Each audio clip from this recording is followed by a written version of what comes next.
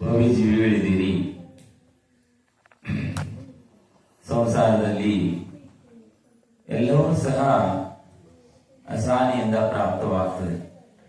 ಆದರೆ ಸತ್ಸಂಗ ಸಜ್ಞಾನ ಸಸುಖವನ್ನ ಪ್ರದಾನ ಮಾಡತಕ್ಕಂಥ ಜಿನಧರ್ಮ ಮತ್ತು ಜಿನ ದೇವ ಶಾಸ್ತ್ರ ಗುರುಗಳ ಸಾನ್ನಿಧ್ಯ ಬಹು ದುರ್ಲಭದಿಂದ ದುರ್ಲಭವಾದಂತಿದೆ. ಒಂದು ಭವ್ಯಜೀವಿಗಳಿಗೆ ಪ್ರಾಪ್ತವಾಗ್ತದೆ, ಅಭವ್ಯರಿಗೆ ದುರಾನುಭವಿ ಜೀವಿಗಳಿಗೆ ಇದು ಅಸಂಭವವಾದಂತಿದೆ. ತಾವೆಲ್ಲರೂ ಸಹ ಜ್ಞಾನವನ್ನ ಪ್ರಾಪ್ತ ಮಾಡಿಕೊಳ್ಬೇಕು.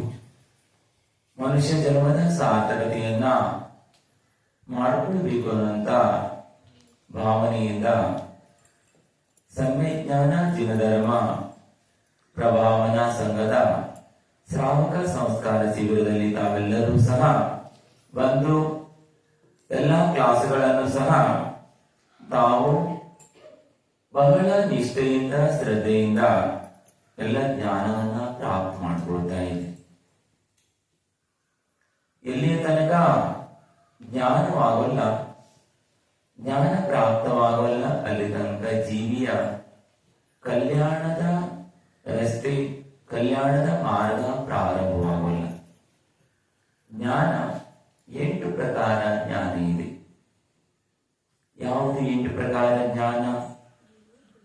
ಮತಿ ಜ್ಞಾನ, ಸುತ ಜ್ಞಾನ, ಅವಧಿ ಜ್ಞಾನ, ಮನ ಪರ್ಯಾಯ ಜ್ಞಾನ, ಕೇವಲ ಜ್ಞಾನ, ಕುಮತಿ ಜ್ಞಾನ, ಕುಸುತ ಜ್ಞಾನ, ಅವಧಿ ಜ್ಞಾನ. 8 ಜ್ಞಾನದಲ್ಲಿ ಜ್ಞಾನ ದರ್ಶನ ಚೈತನ್ಯ ಜೀವದ ಸ್ವಭಾವವಿದೆ. ಸ್ವಭಾವವನ್ನು ಬಿಟ್ಟು ಜೀವ ಗುಣ ಮತ್ತು ಗುಣಿ ಅನನ್ಯವಾದಂತಹ ಸಂಬಂಧವಿದೆ. ಜೀವ ಅಂತ ಹೇಳಿದ್ರೆ ಅದರಲ್ಲಿ ಗುಣ ಮತ್ತು ಇರಬೇಕು. ಯಾವ ಗುಣ ಇದೆ ಅದರಲ್ಲಿ? ಮುಖ್ಯವಾದಂತ ಗುಣ.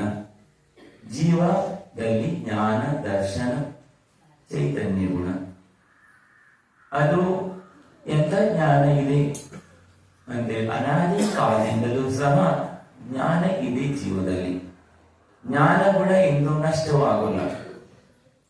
ನಿಗೋಧ ಪರ್ಯಾಯದಲ್ಲೂ ಸಹ ಒಂದಕ್ಷರ ಅನಂತ ಭಾಗದ ಜ್ಞಾನ ಅಲ್ಲೂ ಸಹ ಜ್ಞಾನ ಇದೆ.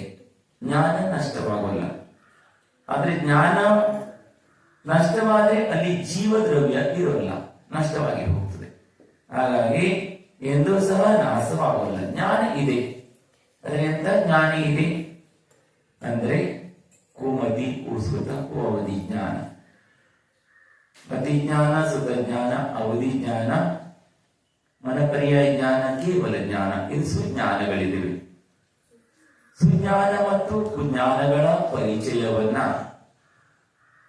ಜಿನ ಭಗವಂತರು ಬೋಧನೆ ಮಾಡಿದಂತ ಜಿನಧರ್ಮದಲ್ಲಿ ಜಿನರು ಹೇಳಿರುವಂತ ಗಣಧರರು ಲಿಪಿಬದ್ಧ ಮಾಡಿರುವ ಪ್ರಾಮಾಣಿಕವಾದಂತ ಶಾಸ್ತ್ರದಲ್ಲಿ ಜಿನವಾಣಿಯಲ್ಲಿ ಅದನ್ನ ಸಾರವನ್ನ ಹೇಳಿದ್ದಾರೆ. ಅಂತ ಸಾರವನ್ನ ತಿಳಿದುಕೊಳ್ಳಬೇಕು. ಯಾವುದು ಸಾರವಿದೆ, ಯಾವುದು ನಿಸಾರವಿದೆ ಎನ್ನುವಂತ ತಿಳಿದಂತವರು ಸ್ವತಃ ತಾವು ತಿಳಿದಿದ್ದಾರೆ. ಅಂತವರಿಂದ ತಾವೆಲ್ಲರೂ ಸಹ ಜ್ಞಾನವನ್ನ ಪ್ರಾಪ್ತ ಮಾಡಿಕೊಳ್ಳಿಕ್ಕಾಗಿ, ಜ್ಞಾನವನ್ನ ತಿಳಿಲಿಕ್ಕಾಗಿ, ಜ್ಞಾನ ಮಾರ್ಗದಲ್ಲಿ ಸಾಗುವುದು ಸೆಕೆಂಡ್. ಜ್ಞಾನಿಯಾದವರೆಲ್ಲರೂ ಸಹ ಜ್ಞಾನ ಮಾರ್ಗದಲ್ಲಿ ಸಾಗ್ಬೇಕಂತ ನಿಯಮವಿಲ್ಲ. ಜ್ಞಾನಿಯಾದವರೆಲ್ಲರೂ ಸಹ ಜ್ಞಾನ ಪದದಲ್ಲಿ ಸಾಗಿ ಅವಶ್ಯವಾಗಿ ಒಂದು ವೇಳೆ ಮೋಕ್ಷ ಇರುವಂತ ಪದದಲ್ಲಿ ಹೋಗಬೇಕು. ಮೋಕ್ಷಕ್ಕೂ ಹೋಗಬೇಕು, ದುಃಖವನ್ನ ನಾಶ ಮಾಡಿಕೊಳ್ಬೇಕು ಅಂದರೆ ಸುಜ್ಞಾನ ಅನಿವಾರ್ಯವಿದೆ. ಸುಜ್ಞಾನದ ಪರಿಚಯವಾಗಬೇಕು. ಸುಜ್ಞಾನ ಪ್ರಾಪ್ತವಾದ ಮೇಲೆ ಆ ಮಾರ್ಗದಲ್ಲಿ ಹೋಗ್ತಾ ಇರುವಾಗ ಮತ್ ಪುನಃ ಜ್ಞಾನವನ್ನ ಸ್ವಲ್ಪ ಪರಿವರ್ತನೆಯಾದರೂ ಮತ್ತೆ ಸಂಸಾರ ವೃದ್ಧಿ ಆಗ್ತದೆ. 11 ಅಂಗದ ಜ್ಞಾನವಿದ್ದು ಸಹ ಮತ್ ಪುನಃ ಸಂಸಾರದಲ್ಲಿ ದಸಪೂರ್ವ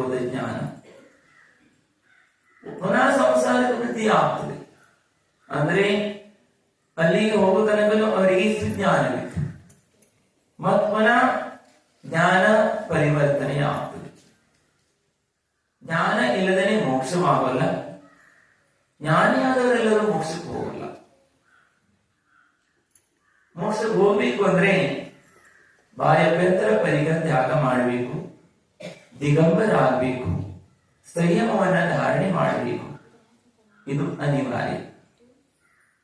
ಆದ್ರೆ ದಿಗಂಬರ ಆದವರೆಲ್ಲರೂ ಮೋಕ್ಷಕ್ಕೆ ಹೋಗಲ್ಲ. ದಿಗಂಬರ ಆಗದೇನೂ ಮೋಕ್ಷಕ್ಕೆ ಹೋಗಲ್ಲ. ದೀಕ್ಷೆ ಧಾರಣೆ ಮಾಡದೆ ಮೋಕ್ಷಕ್ಕೆ ಹೋಗಲ್ಲ. ದೀಕ್ಷೆ ಧಾರಣೆ ಮಾಡಿದವರೆಲ್ಲರೂ ಸಹ ಮೋಕ್ಷಕ್ಕೆ ಹೋಗಲ್ಲ.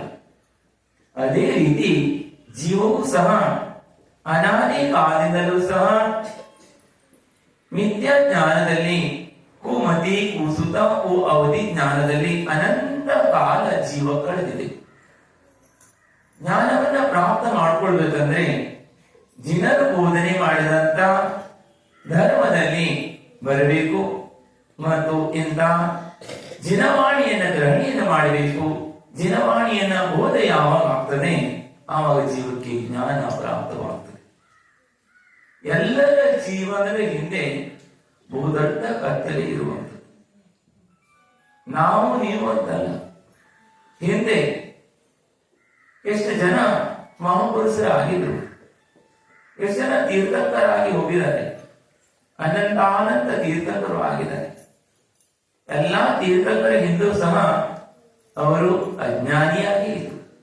ತೀರ್ಥಂಕರ ಆಗೋ ತನಕ ಪೂರ್ವದಲ್ಲಿ ಮೊದಲು ಅವರು ಅಜ್ಞಾನಾವಸ್ಥೆಯಲ್ಲಿ, ಮಿಥ್ಯಾವಸ್ಥೆಯಲ್ಲಿ, ಕುಜ್ಞಾನದಲ್ಲಿ ಇದ್ರು. ಯಾವಾಗ ಸತ್ಸಂಗ ಪ್ರಾಪ್ತವಾಯಿತು ಆವಾಗ ಅವರು ಸುಜ್ಞಾನವನ್ನ ಪ್ರಾಪ್ತ ಮಾಡಿಕೊಂಡು ಸುಪಥವನ್ನ ಗಮನವನ್ನ ಮಾಡಿ ಸದ್ಗತಿಯನ್ನ ಪ್ರಾಪ್ತ ಮಾಡಿಕೊಂಡು ಎಲ್ಲವೂ ಸಹ ಕಲ್ಯಾಣ ಮಾಡಿಕೊಳ್ಳಲ್ಲ. ಬಹಳ ಸಂಖ್ಯೆ ಜನರಿದ್ದಾರೆ. ಆದರೆ ಎಲ್ಲರಿಗೂ ಸಹ ಇಂಥ ಸಾವಕ ಸಂಸ್ಕಾರ ಶಿಬಿರದಲ್ಲಿ ಸಮ್ಯಕ್ ಜ್ಞಾನವನ್ನ ಪ್ರಾಪ್ತ ಮಾಡಿಕೊಳ್ಬೇಕು. ತಾವು ಜ್ಞಾನವನ್ನ ಜಿನವಾಣಿ 2 ಶಬ್ದವನ್ನು ಕೇಳಬೇಕು ಅನ್ನುವಂತ ಭಾವವನ್ನು ಮಾಡಿಕೊಂಡು ತಾವು ಸಂಯಮಿತರಾಗಿ ಇದರ ಸಮಯವನ್ನ ತಾವು ವ್ಯಯ ಮಾಡ್ತಾ ಇದ್ದೀರಿ ಅಂದ್ರೆ ಇದು ಜೀವನದಲ್ಲಿ ನಿಮ್ಮ ಅಮೂಲ್ಯವಾದಂತ ಸಮಯವಿದೆ. ಈ ಸಮಯ ಸಾರ್ಥಕತೆಯಾದಂಥದ್ದಿದೆ ಮತ್ತು ಉಳಿದಿರುವ ಸಮಯಗಳೆಲ್ಲವೂ ಸಹ ವ್ಯರ್ಥವಾದಂಥದ್ದಿದೆ. ಸತ್ಸಂಗದಲ್ಲಿ ಯಾವಾಗ ನಾವು ಸತ್ಸಂಗದಲ್ಲಿ ಬರ್ತೀವಿ, ಸತ್ಸಂಗದಲ್ಲಿ ಸಮಯವನ್ನು ಕಳೀತೀವಿ, ಆ ಸಮಯವೇ ನಮ್ದು ನಿಜವಾದಂತ ಸಮಯವಿದೆ. ಅನಂತ ಸಲ ಜನ್ಮವನ್ನ ಮರಣವನ್ನ ಮಾಡ್ಕೊಂತ ಅನಂತ ಪರ್ಯಾಯವನ್ನ ಮನುಷ್ಯ ಮೊದಲು ಆಚಾರ್ಯರು ಹಾಗೆ ಚೇಡಾಲಕಾರರು ಸಹ ಹೇಳ್ತಾರೆ, ಮುನಿ ವೃತ್ತದಾರ ಅನಂತವಾರ. ನಾವು ಗ್ರಹವೇಕ ಅಂದ್ರೆ ನಾನು ಗ್ರಹವೇಕ ತನಕ ಹೋಗಿ ಜೀವ ಜನ್ಮವನ್ನು ಪಡೆದುಕೊಳ್ಳುತ್ತೆ. ಮತ್ ಪುನಃ ಸಂಸಾರದಲ್ಲೇ ಬರ್ತದೆ. ಅಂದ್ರೆ ಅಂತರಾತ್ಮತ್ವ ಬಹಿರಾತ್ಮದಿಂದ ಅಂತರಾತ್ಮ ಪ್ರಾಪ್ತವಾಗಲ್ಲ. ಅಂತರಾತ್ಮತ್ವ ಪ್ರಾಪ್ತವಾಗಬೇಕು ಅಂದ್ರೆ ಅವರು ಧರ್ಮ ಕಾರ್ಯಗಳನ್ನು ಮಾಡುವಾಗ ಧಮ್ಮಂ ಕಮನುಚರ, ಧಮ್ಮಂ ಭೋಗ ನಿಮಿತ್ತಂ, ಧರ್ಮವನ್ನು ಮಾಡಿ ಒಂದು ವೇಳೆ ಭೋಗದ ಅಪೇಕ್ಷೆಯನ್ನ ಮಾಡ್ತಾ ಇದ್ದಾರೆ ಅಂದ್ರೆ ಸಂಸಾರದ ವೃದ್ಧಿ ಆಗ್ತದೆ. ಆದರೆ ಅನಂತವಾದ ಮುನಿಯಾಗಿಯೂ ಸಹ ಬಹಿರಾತ್ಮರಾಗಿ ಬಾಹ್ಯವಾದಂತ ಲಿಂಗವನ್ನ ಧಾರಣೆಯನ್ನು ಮಾಡಿ, ಆದರೆ ದ್ರವ್ಯಲಿಂಗವನ್ನು ಮಾಡಿದ್ರು, ಆದರೆ ಭಾವಲಿಂಗವನ್ನ ಮಾಡಲಿಲ್ಲ. ಇದರ ಪರಿಣಾಮವಾಗಿ ಅನಂತ ಕಾಲದ ಸಂಸಾರದ ಪರಿಭ್ರಮಣೆಯನ್ನು ಮಾಡ್ತಾರೆ. ಆದರೆ ಯಾರು ದ್ರವ್ಯಲಿಂಗವನ್ನು ಧಾರಣೆ ಮಾಡಿ ಭಾವಲಿಂಗವನ್ನು ಧಾರಣೆಯನ್ನು ಮಾಡ್ತಾರೆ ಅಂತವರು ಅನಂತ ಕಾಲ ಸಂಸಾರದಲ್ಲಿ ಪರಿಭ್ರಮಣೆಯನ್ನ ಮಾಡೋಲ್ಲ. ಧೋತಿನ್ನ ಭವ ಸತ್ತಟ್ಟ ಭವ ತೀಶ ಭವ. ಆಚಾರ್ಯ ಭಗವಂತರು ಹೇಳ್ತಾರೆ, ಕುಂದರು 2-3 ಭವ, 7-8 ಭವ, ಹೆಚ್ಚಂದ್ರೆ 32 ಭವ. ಅದಕ್ಕಿಂತ ಜಾಸ್ತಿ ದ್ರವ್ಯಲಿಂಗಿ ಭಾವಲಿಂಗಿ ಆಗಲಿ. ಅದರ ಒಳಗಾಗಿ ಅವರು ಮೋಕ್ಷಕ್ಕೆ ಹೋಗಿಬಿಡ್ತಾರೆ. ಆದರೆ ಅನಂತ ಜನ್ಮದಲ್ಲೂ ಸಹ ಎಂದೂ ಸಹ ಅಂತರಾತ್ಮಕ ಪ್ರಾಪ್ತ ಮಾಡಿಕೊಳ್ಳದ ಪರಿಣಾಮವಾಗಿ ನೀವೆಲ್ಲ ಸಂಸಾರದಲ್ಲಿ ಪರಿಭ್ರಮಣೆಯನ್ನ ಮಾಡ್ತಾ ಇದ್ದೀವಿ. ಎಲ್ಲ ಮಿಥ್ಯಾತ್ವದಿಂದಲೇ ಈ ಪಂಚಮ ಕಾಲದಲ್ಲಿ ಜೀವ ಮಿಥ್ಯಾತ್ವದಿಂದಲೇ ಬಂದು ಜನ್ಮವನ್ನು ಪಡೆದುಕೊಳ್ಳುತ್ತದೆ ಭರತ ಕ್ಷೇತ್ರದಲ್ಲಿ. ಆದರೆ ಇಲ್ಲಿ ಬಂದ ಮೇಲೆ ಸನ್ಮಾರ್ಗ ಸದ್ಬೋಧಿ.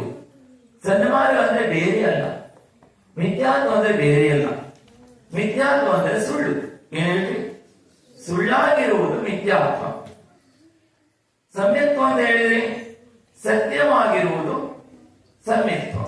ಅಂದ್ರೆ ಯಾವುದು ವಸ್ತು ಸ್ವರೂಪ ಹೇಗಿದೆಯೋ ಹಾಗೆ ತಿಳಿಯುವುದು, ಹಾಗೇನೆ ಅದನ್ನು ಗ್ರಹಣೆ ಮಾಡುವಂಥದ್ದು, ಹಾಗೇನೆ ನೋಡುವುದು, ಹಾಗೆ ತಿಳಿಯುವಂಥದ್ದು. ಅದೇ ರೀತಿಯಾಗಿ ಅದನ್ನು ಆಚರಣೆಯಲ್ಲಿ ತೆಗೆದುಕೊಂಡು ಬರುವಂಥದ್ದು. ಸಮ್ಯಕ್ ದರ್ಶನ, ಸಮ್ಯಕ್ ಜ್ಞಾನ, ಸಮ್ಯಕ್ ಚಾರಿತ್ರ.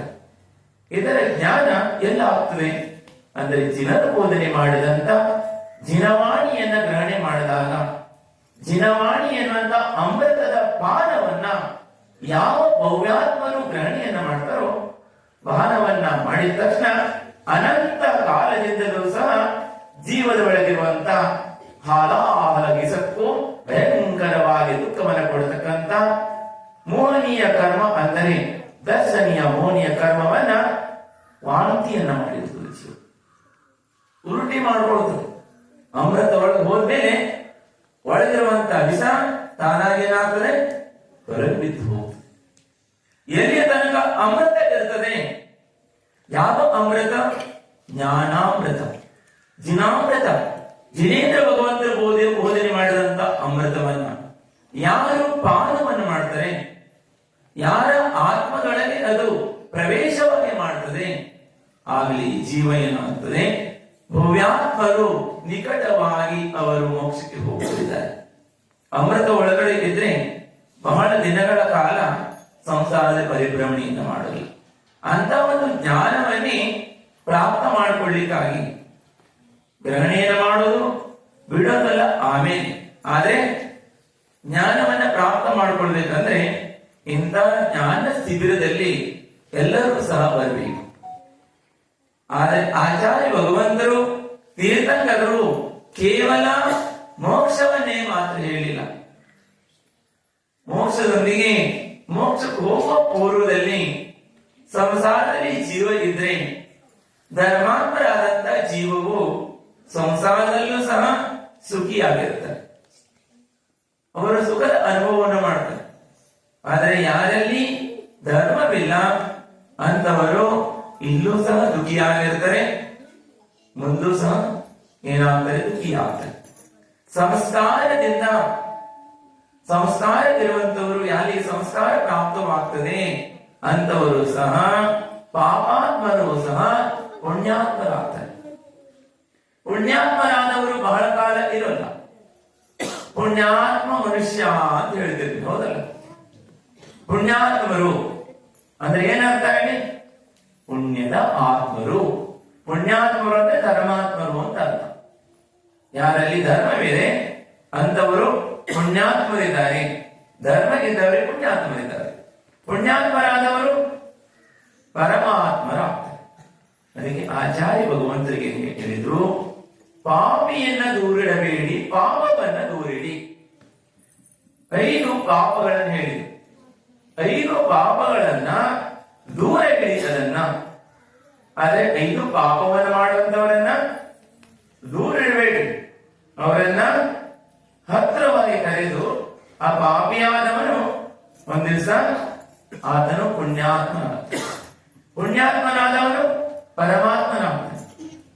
ಆದರೆ ಕೆಲವರು ಅಜ್ಞಾನಿಯಾದಂತವರು, ತಿಳುವಳಿಕೆ ಗೆದ್ದಿದ್ದವರು, ಅವರಿಗೆ ಪಾಪಿ ಪಾಪಿ ಪಾಪಿ ಅಂತ ಹೇಳ್ತಾನೆ ಕಾಲವನ್ನು ಕಳೀತಾ ಇರ್ತಾರೆ. ಆದರೆ ಪಾಪಿಯಾದವನು ಪರಮಾತ್ಮನಾಗಿ ಹೋಗಿ ವಿರಾಜವನ್ನಾಗ್ತಾನೆ. ಅದೇ ಪಾಪವನ್ನ ದೂರಿಡಬೇಕು, ಪಾಪಿಯನ್ನ ದೂರಿಡಬಾರದು ಅನ್ನುವಂತ ಜ್ಞಾನ ಎಲ್ಲಿ ಪ್ರಾಪ್ತವಾಗ್ತದೆ? ಜಿನವಾಣಿಯಲ್ಲಿ ಪ್ರಾಪ್ತವಾಗ್ತದೆ. ಅಂತ ಜಿನವಾಣಿಯನ್ನ ಅಧ್ಯಯನವನ್ನು ಮಾಡಬೇಕು. ಕೇವಲ ಓದುವುದರಿಂದ ಜ್ಞಾನವಾಗಲ್ಲ. ಓದುವುದರೊಂದಿಗೆ ಶ್ರದ್ಧಾ ಇರಬೇಕು. ಶ್ರದ್ಧೆ ಮುಖ್ಯವಾದಂಥದ್ದು. ಶ್ರದ್ಧೆ ಇಲ್ಲ ಅಂದ್ರೆ ನೋಡಿ, ಸಂಸ್ಕಾರ ಇಷ್ಟು ಮುಖ್ಯವಾಗಿದೆ ಅಂದ್ರೆ ತಾವೆಲ್ಲರೂ ಸಹ ಶರೀರ ಸಂಸ್ಕಾರಗಳನ್ನ ಕೊಟ್ಕೊಂಡು ಬಂದಿದ್ವಿ, ಆದರೆ ಆತ್ಮನಿಗೆ ಸಂಸ್ಕಾರ ಕೊಡ್ಲಿಲ್ಲ. ಆತ್ಮನಿಗೆ ಒಂದು ಮೊದಲಿನ ಸಂಸ್ಕಾರವನ್ನು ಕೊಟ್ಟರೆ ಅದು ಭವ ತನಕ ಸಂಸ್ಕಾರವನ್ನ ತೆಗೆದುಕೊಂಡು ಹೋಗ್ತದೆ. ಅಂತ ಒಂದು ಸಂಸ್ಕಾರವನ್ನು ಕೊಡುವಂತ ನೀವು ಕೆಲಸವನ್ನ ಮಾಡಿದ್ರಿ. ಶರೀರ ಸಂಸ್ಕಾರ ಮಾಡಿದ್ರೆ ಶರೀರ ಯಾವುದರ ಆಸ್ತಿ ಇದೆ? ಇದು ಶರೀರ ಮಶಾನದ ಆಸ್ತಿ ಇದೆ. ಶರೀರ ಹೋಗುದಿದೆ ಹೇಳಿದ್ರು, ಮಶಾನಕ್ಕೆ ಹೋಗುತ್ತದೆ, ಹೌದಲ್ಲ? ಮಶಾನಕ್ಕೆ ಹೋಗೋದ್ರೊಳಗಾಗಿ ಇದನ್ನ ಸಂಸ್ಕಾರ, ಆತ್ಮನಿಗೆ ಸಂಸ್ಕಾರವನ್ನು ಕೊಡಬೇಕು. ಆದ್ರೆ ಹೆಣವಾಗುವುದರೊಳಗೆ ಅಂದ್ರೆ ಮುರ್ದ ಏನೋ ಸಹ ಮಾತಾಡ್ತದೆ. ಅದಕ್ಕೇನಾದ್ರೂ ವಿವೇಕ ಇರ್ತದೆ. ನೀವು ಯಾರಾದ್ರೂ ಮನೆಗೆ ಯಾರಾದ್ರೂ ತೀರ್ಕೊಂಡ ಹೋಗ್ತೀರಿ, ಹೋದಾಗ ನಗಾಡ್ತದೆ ನಿಮ್ಮ ನೋಡಿ, ಮಾತಾಡ್ತದೆ ನಿಮ್ ಜೋಡಿ, ಅಕ್ಕ ಯಾವಾಗ ಬಂದ್ರಿ ಕೇಳ್ತಿತ್ತು, ಕೇಳಂಗಿಲ್ಲ. ಅಂದ್ರೆ ಶವ ಆದ್ಮೇಲೆ ಶಿವನದೇ ಸಂಸ್ಕಾರ ಕೊಡ್ಲಿಕ್ಕೆ ಆಗಲ್ಲ. ಶಿವ ಅಂದ್ರೆ ಆತ್ಮ. ಶವ ಆಗುವ ಪೂರ್ವದಲ್ಲಿ ಜಾಗೃತರಾಗಬೇಕು, ಎಚ್ಚೆತ್ಕೊಳ್ಬೇಕು. ಅನಂತ ಭವಗಳು ಕಳೆದು ಹೋಗಿದ್ದಾರೆ, ಆದ್ರೆ ಒಂದು ಭವದಲ್ಲೂ ನಮ್ಮನ್ನು ನಾವು ತಿಳಿಲಿಲ್ಲ ಬಂಧುಗಳೇ. ನಾನು ಯಾರು? ನಾನು ಮನುಷ್ಯ. ನನ್ನ ಪೂರ್ವವಾದಂತಹ ತವರೂರು ಯಾವುದು? ಮೊದಲನೆಯ ಎಲ್ಲಿಂದ ಬಂದವಿದ್ದೀನಿ ನಾನು? ದಿವಸ 10 ಮಿನಿಟ್ ಕೂತ್ಕೊಂಡು ಚಿಂತನೆ ಮಾಡು. ಬೇಡ, 5 ಮಿನಿಟ್ ಮಾಡಿ. ನೀವು 10 ನಿಮಿಷ ಇದ್ರೆ 5 ನಿಮಿಷ ಚಿಂತನೆ ಮಾಡಿ. ನಾನು ಯಾರು? ನಾನು ಮನುಷ್ಯ, ನಾನು ಜೈನ, ಹೌದಲ್ಲ? ನಾನು ಪುರುಷ, ನಾನು ಸ್ತ್ರೀ, ಹೌದಲ್ಲ? ಆದ್ರೆ ನಾ ಎಲ್ಲಿಂದ ಬಂದಿದ್ದೇನೆ? ನಾನು ನನ್ನ ತವರೂರು ಯಾವುದು? ತವರು ಮನೆ ಯಾವುದು? ಗೊತ್ತಿದ್ಯಾ? ಗೊತ್ತಿಲ್ಲ. ತವರು ಮನೆ ಬಹುಪೂರ್ವದಲ್ಲಿ ನಿಗೋಧದಿಂದ ಬಂದಿದ್ದೀನಿ ನಾನು. ಎಲ್ಲಿಂದ ಬಂದಿದ್ದೇನೆ ನಾನು? ನಿಗೋಧ ಪರ್ಯಾಯದಿಂದ ಇಲ್ಲಿ ಬಂದಿದ್ದೀನಿ. ನಿಗೋಧದಲ್ಲಿ ಒಂದು ಶ್ವಾಸದಲ್ಲಿ 18 ಸಲ ಜನ್ಮ ಮರಣವಾಗ್ತದೆ. ನಿಗೋಧದಲ್ಲಿ 2 ಪ್ರಕಾರ ಇದ್ದಾವೆ, ನಿತ್ಯ ನಿಗೋಧ, ಇತರ ನಿಗೋಧ. ನಿತ್ಯ ನಿಗೋಧ ಜೀವ ಎಂದು ಯಾವುದು ಕರ್ತಾರೆ?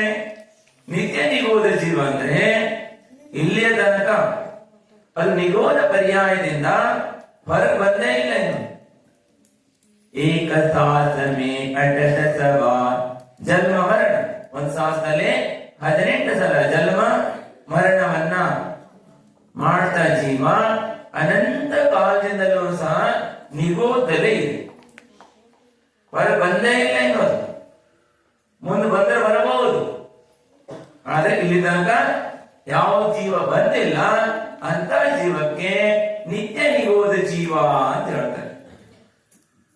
ಇನ್ನು ಒಂದು ಸಲ ನಿಗೋಧ ಪರ್ಯಾಯದಿಂದ ಹೊರಗೆ ಬಿದ್ದು ರಸ ಪರ್ಯಾಯಕ್ಕೆ ಬಂದು, ರಸ ಪರ್ಯಾಯ 2 ಇಂದ್ರಿ, 3 ಇಂದ್ರಿ, 4 ಇಂದ್ರಿ, ಚತುರೇಂದ್ರಿ, ಹಾಗೆ ಪಂಚೇಂದ್ರಿ, ಸೈನಿ ಅಸೈನಿ ಮನುಷ್ಯ ತಿರಿಯಂಚ ಎಲ್ಲವನ್ನ ಪ್ರಾಪ್ತ ಮಾಡಿಕೊಂಡು ಮತ್ ಪುನಃ ವಾಪಸ್ ಹೋಗಿದೆ ಜೀವ, ಮತ್ತೆ ನಿಗೋಧ ಪರ್ಯಾಯಕ್ಕೆ ಹೋಗಿದೆ. ಅದು ಇತರ ನಿಗೋಧ ಜೀವ ಅಂತ ಹೇಳಿ. ಒಂದು ವೇಳೆ ನಾವು ನಿಗೋಧ ಜೀವ ಆಗಿದ್ದಿದ್ರೆ ನಾವು ಇಲ್ಲಿ ಕುತ್ಕೊಳ್ಳಿಕ್ಕೆ ಆಗ್ತಿತ್ತ?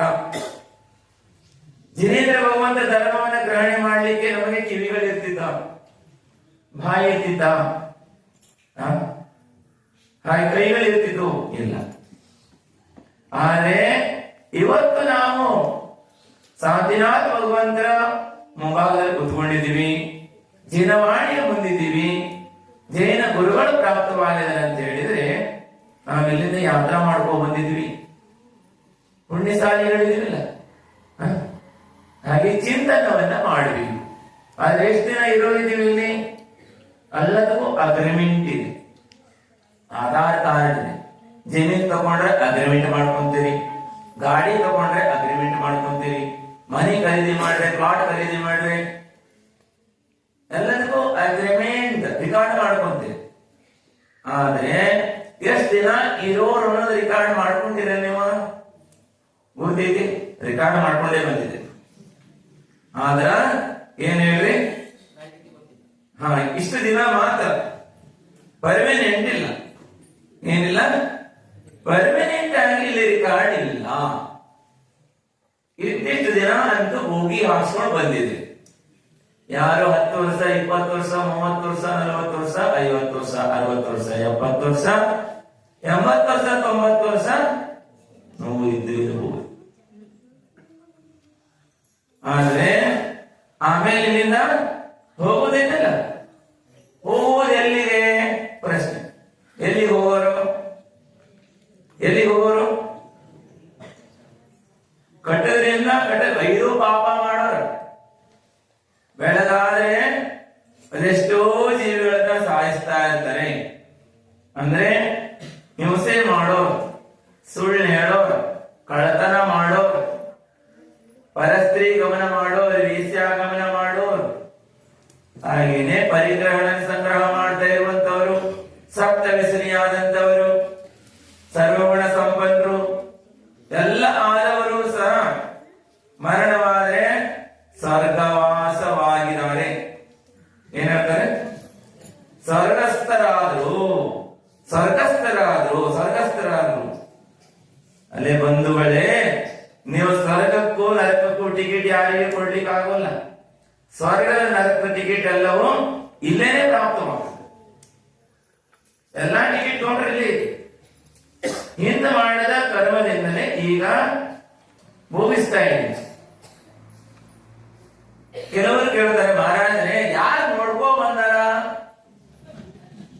ನೋಡ್ರಿ, ಹಿಂದೆ ನೋಡಿಲ್ಲ ಸರಿ, ಈ ಆಗೋದನ್ನು ಕಣ್ಣು ಬಿಟ್ಟು ನೋಡಲ್ಲ, ಮೋಹ ಪಟ್ಟಿಯನ್ನ ಸರಿಸರಲ್ಲ, ಸ್ವಲ್ಪ ಮೋಹದ ಪರದೆಯನ್ನ ಸೈಡ್ ಮಾಡ್ರಿ, ಕಣ್ಣು ಬಿಟ್ಕೊಂಡು ನೋಡ್ರಿ, ಕಣ್ಣು ಮುಚ್ಕೊಂಡು ಹುಡುಕ್ಬೇಡ್ರಿ ಬಂಧುಗಳು. ನೋಡ್ರಿ, ಎಲ್ಲ ಜೀವಿಗಳಿದೆ. ಮನೆಯಲ್ಲಿ 4 ಜನ ಇದ್ರೆ 4 ಜನರಲ್ಲೂ ಸಹ 4 ಪ್ರಕಾರವಾಗಿರುತ್ತೆ. ಎಲ್ಲರೂ ಸಮಾನ ಸುಖಿ ಇರ್ತಾರೆ, ಎಲ್ಲ ಸಮಾನ ದುಃಖಿ ಇರ್ತಾರೆ? ಇಲ್ಲ. ಎಲ್ಲ ಜೀವಿಗಳು ಅವರವರು ಮಾಡಿದಂತ ಕರ್ಮಕ್ಕೆ ಅನುಗುಣವಾಗಿ ಎಲ್ಲಾ ಪ್ರಕಾರವಾದ ಸಾತ ಅಸಾತ ಕರ್ಮವನ್ನ ಜೀವಿಗಳು ಭೋಗಿಸ್ತಾ ಇರ್ತಾರೆ. ನಿಮ್ ಕಣ್ಣೆದುರೇ ಕಾಣ್ತಾ ಇರ್ತೀರಿ. ಪ್ರತಿಯೊಬ್ಬರು ಸಹ ಯಾರಿಗೂ ಸಹ ಸುಖಿ ಮಾಡ್ಲಿಕ್ಕೂ ಆಗೋಲ್ಲ, ದುಃಖಿ ಮಾಡ್ಲಿಕ್ಕೂ ಆಗೋಲ್ಲ. ಕಣ್ಣೆದುರೇ ಕಾಣ್ತಾ ಇದೆಯಲ್ಲ. ಇದೆಲ್ಲ ಮಾಡೋರು ಯಾರಿದ್ದಾರೆ? ಭಗವಂತರು ಮಾಡ್ತಾರೆ. ಭಗವಂತ ಏನು ಕೆಲಸ ಇಲ್ಲ ತಾನೆ, ಇದನ್ನೇ ಮಾಡೋದು. ಯಾರಿಗೂ ಸುಖಿ ಮಾಡೋದು, ಯಾರಿಗೂ ದುಃಖಿ ಮಾಡೋದು, ಯಾರಿಗೂ ಕಷ್ಟ ಕೊಡೋದು, ಯಾರಿಗೂ ಸುಖಿ ಮಾಡುವಂಥದ್ದು. ಇವೆಲ್ಲ ಮಾಡೋರು ಭಗವಂತರಲ್ಲ. ಯಾರು ಭಗವಂತರಾಗಿದ್ದಾರೆ, ಭಗವಂತರಾಗಲು ಇಂಥ ಕೆಲಸವನ್ನ ಮಾಡಲ್ಲ.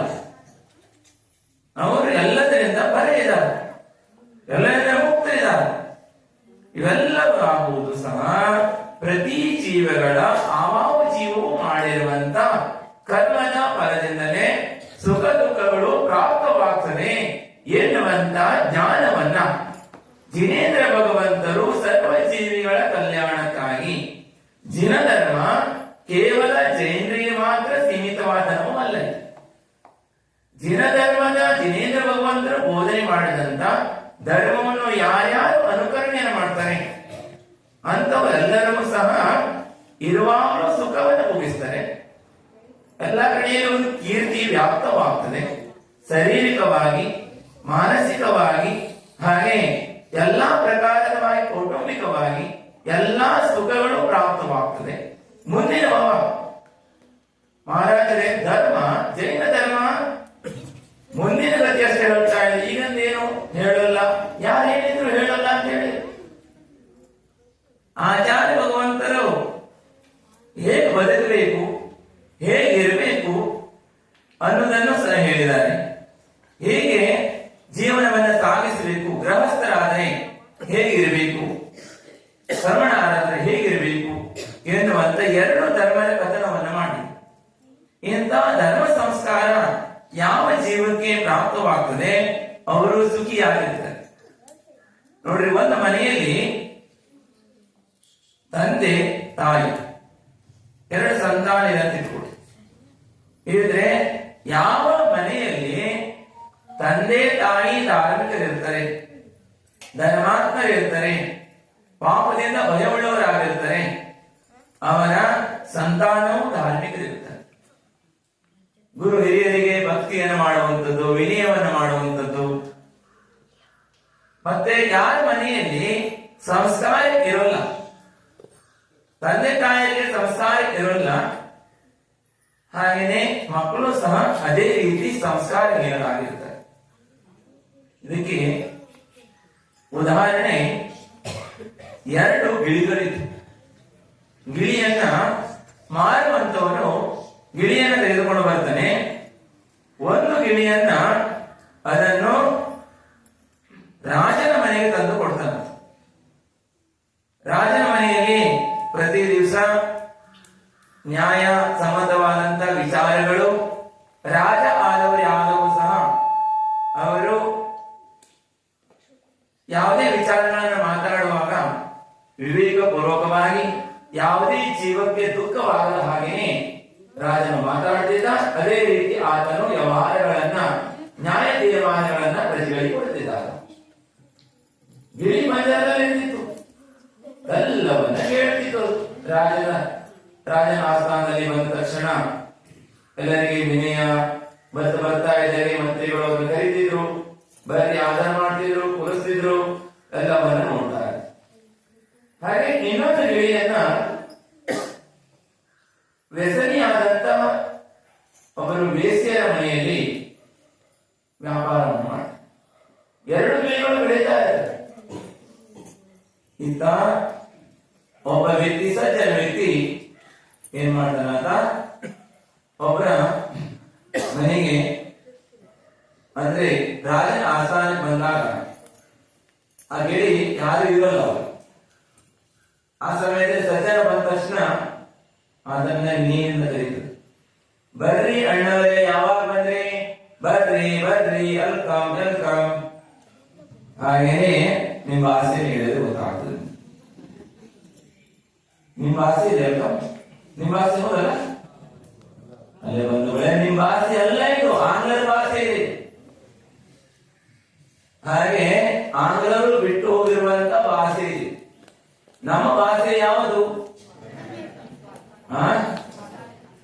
ಹಾಗೇನೆ ನಮ್ಮ ಭಾರತದಕ್ಕಂತ ಹಾಗೆ ಪ್ರಿಯವಾಗಿರ್ತಕ್ಕಂಥ ಮಾತೃಭಾಷಾ.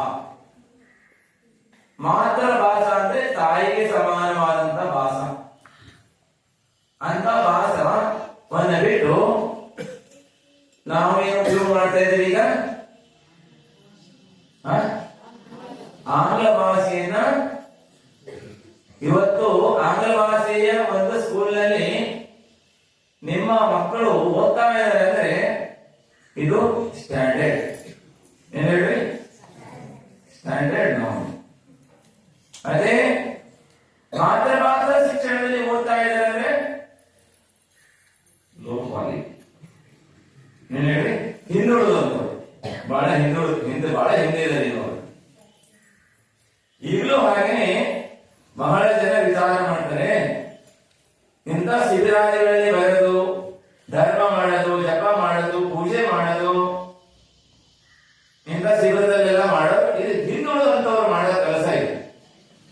ನೀವಲ್ಲ, ನೀವು ಮುಂದುವರೆದ ತಿಳ್ಕೊಂಡದ್ದು ಬಂದಿದ್ದೀರಿ. ನೀವು ಇನ್ನು ಇದಾರೆ ಅಂತವ್ರು ಇದಾರೆ. ಸಂಸಾರದಲ್ಲಿ ನಾನಾ ಜೀವಿದವು ಹಿಂದಿದ್ದವ್ರು ಮಾಡೋದ ಕೆಲಸ. ನಾವೆಲ್ಲ ಇಂಗ್ಲಿಷ್, ಹಾಗೆ ನಾವೆಲ್ಲ ಇಂಗ್ಲಿಷು, ಹೈಯರ್ ಎಜುಕೇಶನ್ ಎಲ್ಲ ದೊಡ್ಡ ದೊಡ್ಡ ಯೂನಿವರ್ಸಿಟಿಯಲ್ಲೆಲ್ಲ ನಾವು ಡಬಲ್ ಡಿಗ್ರಿ ಎಲ್ಲ ಮಾಡ್ಕೊಂಡು ಬಂದವರು. ಅಂತವರೆಲ್ಲ ಇದರಲ್ಲಿ ಶಿಬಿರದಲ್ಲೆಲ್ಲ ಬರ್ತಿಲ್ಲ, ಹೌದಲ್ಲ? ನೀವಲ್ಲ, ಇದಾರೆ ಅಂತೆ. ಈ ರೀತಿಯಾಗಿ ಸಂಸ್ಕಾರದ ಅಭಾವದಿಂದ ಏನಾಗ್ತಾ ಇದೆ, ನಾವು ಗೊತ್ತಿದ್ದೇನೆ, ನಾವು ನಿಧಾನವಾಗಿ ಪರಿವರ್ತನವಾಗ್ತಾ ಇರ್ತೀವಿ. ಯಾವ ರೀತಿ ಸಂಗತಿ ಪ್ರಾಪ್ತವಾಗ್ತದೆ ಅದೇ ರೀತಿ ಏನಾಗ್ತದೆ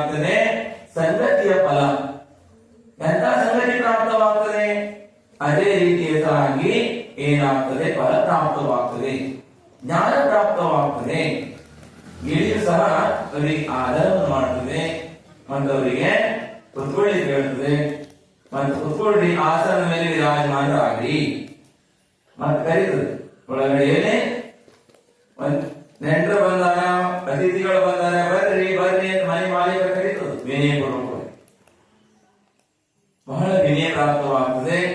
ರಾಜ ಬಂದಂತ ರಾಜನ ಆಸ್ಥಾನಕ್ಕೆ ಬಂದಂತ ವ್ಯಕ್ತಿ ಸಜ್ಜನ ಆ ಗಿಳಿಯನ್ನ ಮತ್ತು ಅಲ್ಲಿರ್ತದ ಸಂಸ್ಕಾರದ ಆ ವಾತಾವರಣವನ್ನು ಆತನು ತಿಳಿದು ಬಹಳ ಖುಷಿಯಿಂದ ಮುಂದೆ ಹೋಗ್ತಾನೆ. ಮುಂದೆ ಹೋದ್ಮೇಲೆ ಸ್ವಲ್ಪ ದೂರ ಹೋದ್ಮೇಲೆ ವೇಶ್ಯ ಗಲ್ಲಿ ಸಿಗ್ತದೆ. ಅದರಲ್ಲಿ ವೇಶ್ಯ ಮನೆ ಇರ್ತದೆ. ವೇಶ್ಯ ಮನೆಯಲ್ಲಿ ಪ್ರವೇಶವನ್ನು ಮಾಡ್ತಾನಂತ ಮಾಡಿದ ತಕ್ಷಣ ಬಾಗಿಲಲ್ಲಿ ಗಿಳಿತಿರ್ತದೆ. ವೇಶ್ಯ ಮನೆಯಲ್ಲಿ ಎಲ್ಲದೂ ನಡೀತವೆ. ಕುಡಿಯೋದು, ತಿನ್ನೋದು, ಕಟ್ ಮಾಡೋದು ಎಲ್ಲಾ ದಿವಸ ನಡೀತಿದ್ದಿಲ್ಲ. ಅಂಗಡಿಗೆ ಹೋಗೋರು ಯಾರು? ಸರ್ವಣ ಸಂಪನ್ನರು ಹೋಗ್ತಾರೆ. ಎಲ್ಲವನ್ನ ಎಲ್ಲ ವ್ಯಸನ ಯಾವುದು ನೋಡ್ರಿ. ಯಾರಾದ್ರೂ ಒಂದು ವ್ಯಸನ ಮಾಡ್ತಾ ಇದ್ದಾರೆ ಬಾಕಿ ವ್ಯಸನ ಇದೆ ಅಂತ ಅರ್ಥ. ಅವರೆಲ್ಲ ಅಣ್ತಂಬಿರು, ಬಿಟ್ಟು ಹೋಗಂಗಿಲ್ಲ. 7 ಜನ ವ್ಯಸನಿಗಳಿದಾರಲ್ಲ, ಒಬ್ಬ ಕುಡುಕ ಇದ್ದಾನಂದ್ರೆ ಅವನ್ ಎಲ್ಲವನ್ನ ಮಾಡ್ಲಿಕ್ಕೆ ಯಾರಿರ್ತಾನ ತಿಳ್ಕೊಡ್ರಿ. ಯಾರು ಕುಡಿಲಿಕ್ಕೆ ಪ್ರಾರಂಭ ಮಾಡಿದ್ರೆ ಅದಕ್ಕೆ ಕುಡುಕನ ಯಾರು ಸಮಾಜದಲ್ಲಿ ನಂಬ್ತಾರೆ ಅಂತ. ಕುಡುಕನನ್ನ ಯಾರು ನಂಬುವುದಿಲ್ಲ, ನಂಬ್ತಾರೆ. ಅಂದ್ರೆ ಕುಡುಕನಾದನು ಬೇರೆ ಎಲ್ಲ ವ್ಯಸನ ಆತನಿಗೆ ಹಿಂದಿರ್ತದೆ. ಮುಂದೆ ಒಂದ್ ವ್ಯಸನ ಇದ್ರೆ ಹಿಂದ್ಗಡೆಯಿಂದ ಅಂದ್ರೆ ಅಣ್ಣ ತಮ್ಮಂದಿರಿದ್ದಾರೆ ಎಲ್ಲರೂ, ಒಬ್ಬರೊಬ್ಬರು ಬಿಟ್ಟು ಇರಂಗಿಲ್ಲ. ಅಣ್ಣ ತಮ್ಮಂದಿರು ಬಿಟ್ಟಿರ್ತಾರೆ, ಬಿಟ್ಟಿರಂಗಿಲ್ಲ, ಒಬ್ಬರಿಗೊಬ್ಬರು ಬಿಟ್ಕೊಳ್ಳೋದಿಲ್ಲ. ಹಾಗೇನೆ ಎಲ್ಲವೂ ನಡೀತಾ ಇರ್ತಿತ್ತು ಆಕೆ ಮನೆಯಲ್ಲಿ. ದಿವಸ ಕಟ್ ಮಾಡೋದು, ಅಪಶಬ್ದಗಳನ್ನ ಮಾತಾಡುವಂಥದ್ದು, ಕೆಟ್ಟ ಕೆಟ್ಟ ಅವಾಚ್ಯ ಶಬ್ದಗಳನ್ನ ಮಾತಾಡುವಂಥದ್ದು, ಕಟ್ ಮಾಡ್ರು, ಸೀರು, ಬಡಿರು, ಈ ರೀತಿ ಎಲ್ಲ ವಚನಗಳು ನಡೀತಾ ಇರ್ತಿತ್ತು.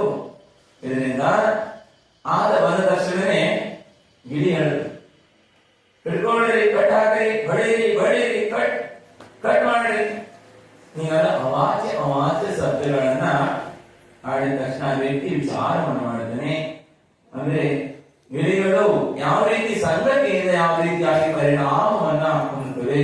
ಅದಕ್ಕಾಗಿ ಸತ್ಸಂಗದಲ್ಲಿ ಬರಬೇಕು. ಇದರಿಂದ ಸತ್ಸಂಗ ಬಂದ್ರಿಂದ ಸದ್ಬುದ್ಧಿ, ಸನ್ಮಾರ್ಗ, ಸತ್ಸಂಸ್ಕಾರಗಳು ಪ್ರಾಪ್ತವಾಗ್ತದೆ.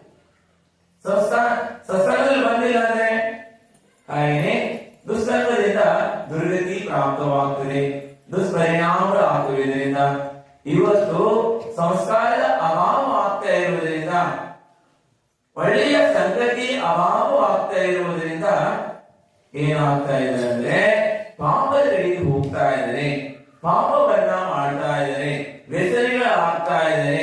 ಸತ್ಯವಾದಂತ ತಮ್ಮ ಧರ್ಮ ಯಾವುದಿದೆ, ಯಾವುದನ್ನು ಹಿತವನ್ನ ಮಾಡುವಂತದ್ದಿದೆ, ಯಾವುದು ಅಹಿತ ಮಾಡುವಂತದ್ದಿದೆ ಎನ್ನುವಂತ ಜ್ಞಾನ ಶೂನ್ಯರಾಗಿರುವುದರಿಂದ ಜ್ಞಾನಿಯಾಗಿದ್ದಾರೆ. ಲೌಕಿಕದಲ್ಲಿ ಲೌಕಿಕವಾದಂತ ಜ್ಞಾನವನ್ನು ಬಹಳ ಪ್ರಾಪ್ತ ಮಾಡಿಕೊಂಡಿದ್ದಾರೆ, ಆದರೆ ಆಧ್ಯಾತ್ಮಿಕ ಜ್ಞಾನವಿಲ್ಲ. ತಾವು ನೋಡ್ತಾ ಇದ್ದೀವಿ ಇವತ್ತು ಯಾರ್ಯಾರ ಮನೆಯಲ್ಲಿ ತಂದೆ ತಾಯಿಗಳು ಸಂಸ್ಕಾರವಂತರಿಲ್ಲ, ಯಾರ್ಯಾರ ಮನೆಯಲ್ಲಿ ತಂದೆ ತಾಯಿಗಳು ಅನೀತಿ ಹಾಗೆ ಅದರಲ್ಲಿ ಹೋಗ್ತಾ ಇದ್ರು, ವ್ಯಸನಿಗಳಿದ್ರು, ಅಂತವರ ಸಂತಾನ ಇವತ್ತು ಹೈಯರ್ ಎಜುಕೇಶನ್ ಪಡ್ಕೊಂಡಿದ್ದಾರೆ, ದೊಡ್ಡ ದೊಡ್ಡ ಹುದ್ದೆಯಲ್ಲಿದ್ದಾರೆ. ಆದರೆ ಅವ್ರ ಮನೆಯಲ್ಲಿ ಶಾಂತಿ ಇಲ್ಲ, ನೆಮ್ಮದಿ ಇಲ್ಲ. ಅಂದ್ರೆ ಒಂದು ರೊಟ್ಟಿಗೂ ಸಹ ಕಠಿಣವಾಗ್ತದೆ ತಂದೆ ತಾಯಿಗಳಿಗೆ. ಮಗ ನೋಡ್ರೆ ವಿದೇಶದಲ್ಲಿದ್ದಾರೆ, ಮಗಳು ವಿದೇಶದಲ್ಲಿದ್ದಾರೆ, ಯಾರನ್ನೋ ಕಟ್ಕೊಂಡು ಯಾರ ರೊಟ್ಟಿಗೂ ಹೋಗ್ತಾ ಇದೆ. ಇವೆಲ್ಲರ ಸಂಸ್ಕಾರ ಅಭಾವವಾಗುವುದರಿಂದ ಆಗ್ತಾ ಇದೆ. ಬಂಧುಗಳೇ, ದಿನಕ್ಕೆ ನೋಡ್ತಾ ಇದ್ದೀರಿ, ಕೇಳ್ತಾ ಇದ್ದೀರಿ, ಅನುಭವವನ್ನು ಪಡ್ತಾ ಇದ್ದೀರಿ. ಆದ್ರೂ ಸಹ ಜೀವಕ್ಕೆ ಸಂಸ್ಕಾರವನ್ನು ಪಡ್ಕೋಬೇಕು, ಹಾಗೆ ಧರ್ಮವನ್ನು ಗ್ರಹಣೆ ಮಾಡಬೇಕು ಅನ್ನುವಂತ ಏನಾಗಲ್ಲ, ಅವರಿಗೆ ಬುದ್ಧಿ ಬರೋಲ್ಲ. ಅಂದ್ರೆ ಅಜ್ಞಾನ ಎನ್ನುವಂತ ಪಟ್ಟಿ ಕಣ್ಣ ಮೇಲೆ ಆವರಿಸಿಕೊಂಡಿದೆ. ಅದಕ್ಕಾಗಿ ಸತ್ಯವನ್ನ ಕಾಣಲಿಕ್ಕೆ ಆಗಲ್ಲ. ಎಷ್ಟೋ ಜನ ನೋಡಿದ್ರೆ, ಆದರೆ ಇವತ್ತು ಸ್ವಲ್ಪ ಏನಾದ್ರು ಸುಖಿ ಇದ್ದೀರಿ ಅಂದ್ರೆ ಪೂರ್ವದಲ್ಲಿ ಮಾಡಿರುವಂತ ಪುಣ್ಯದ ಫಲದಿಂದ. ಆದರೆ ಪುಣ್ಯ ಯಾವಾಗಲೂ ಶಾಶ್ವತವಾಗಿರೋಲ್ಲ. ಪುಣ್ಯ ಇದ್ದಾಗ ನೋಡಿ, ನಿಮ್ಮ ಹತ್ರ ಈಗ 1,00,000 ರೂಪಾಯಿ ದುಡ್ಡಿದೆ ಅಂತ ಇಟ್ಕೊಳ್ಳಿ. 1,00,000 ರೂಪಾಯಿ ದುಡ್ಡನ್ನ ನೀವು ಅದನ್ನ ಸದುಪಯೋಗ ಮಾಡಿದ್ರೆ ಏನಾಗ್ತದೆ? ಒಳ್ಳೆಯ ವ್ಯವಹಾರದಲ್ಲಿ ತೊಡಗಿಸಿದ್ರೆ ಒಂದಕ್ಕೆ ಒಂದು ಕಾಲ ಆಗಬಹುದು, 2 ಆಗಬಹುದು, 3 ಆಗಬಹುದು, 4 ಆಗಬಹುದು, 10 ಆಗಬಹುದು. ಆದ್ರೆ ಅದನ್ನ ದುರುಪಯೋಗಗೊಳಿಸಿದ್ರೆ ಏನಾಗ್ತದೆ ಹೇಳ್ರಿ? 0 ಆಗಬಹುದು. 0 ಆದ್ಮೇಲೆ ಮತ್ತೊಂದು ಲಕ್ಷ ಗಳಿಸೋದಷ್ಟು ಸುಲಭ ಐತೆ? ಸುಲಭದಲ್ಲಿ ಗಳಿಸ್ಲಿಕ್ಕೆ ಆಗ್ತದ? ಅದೇ ರೀತಿಯಾಗಿ ಪುಣ್ಯದಿಂದಲೇ ಈಗ ಮನುಷ್ಯರಿಗೆ ಪ್ರಾಪ್ತವಾಗಿದೆ, ಉತ್ತಮವಾದ ಕುಲ ಪ್ರಾಪ್ತವಾಗಿದೆ, ಪಂಚೇಂದ್ರಿಯ ಸಂಬಂಧವಾದಂತಹ ವಿಷಯ ಭೋಗಗಳು ಪ್ರಾಪ್ತವಾಗಿದ್ದಾವೆ. ಹಾಗೆ ಮಾಡಬೇಕು, ಸಿಕ್ಕಿರುವುದನ್ನ ಇನ್ನು ವೃತ್ತಿ ಮಾಡುವಂತ ಕಾರ್ಯದಲ್ಲಿ ಇದನ್ನು ತೊಡಗಿಸಿಕೊಂಡ್ರೆ ಸಾರ್ಥಕತೆಯಾಗ್ತದೆ. ಕಳೆದೋದ್ಮೇಲೆ ಮತ್ತೆ ಅದನ್ನ ಪ್ರಾಪ್ತ ಮಾಡಿಕೊಳ್ಳಿಕ್ಕಾಗಲ್ಲ. ಇವತ್ತು ವೃದ್ಧಾಶ್ರಮಗಳು ಜಾಸ್ತಿ ಆಗ್ತಾ ಇದೆ. ವೃದ್ಧಾಶ್ರಮದಲ್ಲಿ ತಮ್ಮನ್ನು ಭರ್ತಿ ಮಾಡ್ತಾ ಇದ್ದಾರೆ. ಒಂದು ಸಮಯ ತಾಯಿ ಅಳ್ತಾ ಇದ್ರು. ತಾಯಿ ಏನ್ ಮಾಡ್ತಾ ಇದ್ರು? ಅಳ್ತಾ ಇದ್ರು. ಯಾವಾಗ? ಮಾರು ಅಂದ್ರೆ ಮಾಯೇ ಪಾರ್ವತಿ. ಯಾವಾಗ ಅಂತ ಹೇಳಿದ್ರೆ, ಯಾವಾಗ ಮಗ ಊಟ ಮಾಡಲ್ಲ, ರೋಟಿ ನೈ ಖಾತಾ ಹೈ ತಬ್ ಮಾँ ಹೋಗಿ. ಮಗ ರೊಟ್ಟಿ ತಿಂದಿದ್ದಾಗ, ಊಟ ಮಾಡಿದಾಗ ತಾಯಿ ಏನ್ ಮಾಡ್ತಿದ್ದು? ಅಳತಾ ಇದ್ದು. ಯಾವಾಗ? ಸೆಂಟು. ಆದ್ರೆ ಇನ್ನೊಂದ್ಸಲ ತಾಯಿ ಅಳ್ತಾ ಇರ್ತಾರೆ. ಯಾವಾಗ? जब माँ को रोटी नहीं देता है तब माँ रोती है. ಅಂದ್ರೆ ಆ ಸಮಯದಲ್ಲೂ ತಾಯಿ ಏನ್ ಮಾಡ್ತಾ ಇರ್ತಾರೆ? ಅಳ್ತಾ ಇರ್ತಾರೆ. ಅದಕ್ಕೆ ಸಂಸ್ಕಾರ ಉಳ್ಳಂತ ಸಂತಾನಗಳು ಎಂದೂ ಸಾರಿ ಮಾಡಿ ಸಾಧ್ಯ ಇಲ್ಲ. ಆಚಾರ್ಯ ಹೇಳಿದ್ರು, ಹಿಂದಿಯಲ್ಲಿ ಆಚಾರ್ಯಗಳು ವ್ಯಾಖ್ಯಾನ ಮಾಡುವಾಗ ಆಚಾರ್ಯಗಳು ಹೇಳ್ತಿದ್ರು, 3 ವರ್ಷದ ಬುದ್ಧಿ 100 ವರ್ಷದ ತನಕ. 3 ವರ್ಷದ ಬುದ್ಧಿ 100 ವರ್ಷದ ತನಕ ಇರ್ತದೆ. ಅದಕ್ಕಾಗಿ ಏನ್ ಮಾಡಬೇಕು? ಸಂತಾನಕ್ಕೆ ಸಂಸ್ಕಾರವನ್ನು ಕೊಡಬೇಕು, ಸಂಸ್ಕಾರ ತರ ಮಾಡಬೇಕು. ನೀವು ಸಂಸ್ಕಾರ ತರ ಮಾಡಿ ಅವರನ್ನ ಎಲ್ಲಿ ಬೇಕಾದ್ರೆ ಬಿಡ್ರಿ, ಎಲ್ಲಿ ದೇಶದ ಯಾವ ಮೂಲೆ ಬೇಕಾದ್ರೆ ಹೋಗ್ಲಿ, ಅವ್ರು ಏನೂ ಆಗೋಲ್ಲ. ಆದ್ರೆ ಸಂಸ್ಕಾರ ಇಲ್ಲದೆ ನಿಮ್ಮ ಮಕ್ಕಳಿಗೆ ಬೇಕಾದಷ್ಟು ಆಸ್ತಿ, ಸಂಪತ್ತು ಆದಿಯನ್ನ ವಿದ್ಯೆಯನ್ನ ಕೊಡಿಸಿದ್ರಿ ಅಂತ ಹೇಳಿದ್ರೆ, ಲೌಕಿಕ ವಿದ್ಯೆಯನ್ನ, ಆಧ್ಯಾತ್ಮಿಕ ವಿದ್ಯೆಯನ್ನ ಮತ್ತು ಒಳ್ಳೆಯ ಸಂಸ್ಕೃತಿಯನ್ನ, ಸಂಸ್ಕಾರವನ್ನು ಕೊಡ್ಲಿಲ್ಲ ಅಂತ ಹೇಳಿದ್ರೆ ಎಲ್ಲವನ್ನ ಕೊಟ್ಟು ಸಹ ಏನು ಪ್ರಯೋಜನ ಇಲ್ಲ. ಇಷ್ಟೆಲ್ಲ ಸಂಪತ್ತಿದ್ರು ಸಹ ಸಂಸ್ಕಾರಹೀನ ಆದಂತ ಸಂತಾನ ಒಂದು ದಿವಸ ಆತನು ಬೀದಿಯಲ್ಲಿ ತೋರ್ತಾನ. ಆದ್ರೆ ಯಾವ ಸಂತಾನಕ್ಕೆ ತಮ್ಮ ಪುತ್ರ ಮತ್ತು ಪುತ್ರಿಗೆ ಸಂಸ್ಕಾರವನ್ನು ಕೊಡ್ತಾರೆ, ಒಳ್ಳೆಯ ಸಂಸ್ಕಾರವನ್ನು ನಾವು ಹೇಗೆ ಬದುಕಬೇಕು, ಹೇಗೆ ಜೀವನವನ್ನು ಸಾಗಿಸಬೇಕು, ತಂದೆ ತಾಯಿಯವರಿಗೆ, ಗುರು ಹಿರಿಯರಿಗೆ, ಅತ್ತೆ ಮಾವದಿರಿಗೆ, ನಮಗಿಂತ ದೊಡ್ಡವರಿಗೆ ಗುಣವಾದ ವ್ಯಕ್ತಿಗಳನ್ನ ಯಾವ ರೀತಿ ನಾವು ಗುಣಗಳ ಆಧಾರವನ್ನು ಮಾಡಬೇಕು, ಅವರನ್ನು ಆಧರಿಸಬೇಕು, ಗುಣಿಜನರನ್ನ ಆಧಾರ ಮಾಡಬೇಕು ಎನ್ನುವಂತ ಸಂಸ್ಕಾರವನ್ನ ಯಾರು ಕೊಡ್ಲಿಕ್ಕೆ ಸಾಧ್ಯ? ಇದನ್ನು ಡಾಕ್ಟರ್ ಯಾರು ಮಾಡ್ತಾರೆ? ತಂದೆ ತಾಯಿನೇ ಮಾಡಿಸ್ತಾರೆ. ಡಾಕ್ಟರ್, ಇಂಜಿನಿಯರ್ ಯಾರು ಮಾಡಿಸ್ತಾರೆ? ತಂದೆ ತಾಯಿನೇ ಇಂಜಿನಿಯರ್ ಮಾಡಿಸ್ತಾರೆ. ಹಾಗೇನೆ ಸಂಸ್ಕಾರ ಯಾರು ಕೊಡಬೇಕು? ಇದನ್ನ ತಂದೆ ತಾಯಿನೇ ಕೊಡಬೇಕು. ಅಂತ ಸಂಸ್ಕಾರವನ್ನ ಕೊಟ್ಟಂತ ಸಂತಾನವನ್ನ ಎಲ್ಲಿ ಬೇಕಾದ್ರೆ ಅವರು ಬಿಡ್ರಿ, ಸುರಕ್ಷಿತವಾಗಿರ್ತಾರೆ. ಮತ್ತು ಅವರು ಒಂದು ಕವಡೆ ಹಿಂದೆ ಇದ್ರೂ ಸಹ ಕೋಟಿಗಟ್ಟಲೆ ಸಂಪಾದನೆಯನ್ನು ಮಾಡ್ತಾರೆ, ಸುಖಿ ಆಗ್ತಾರೆ.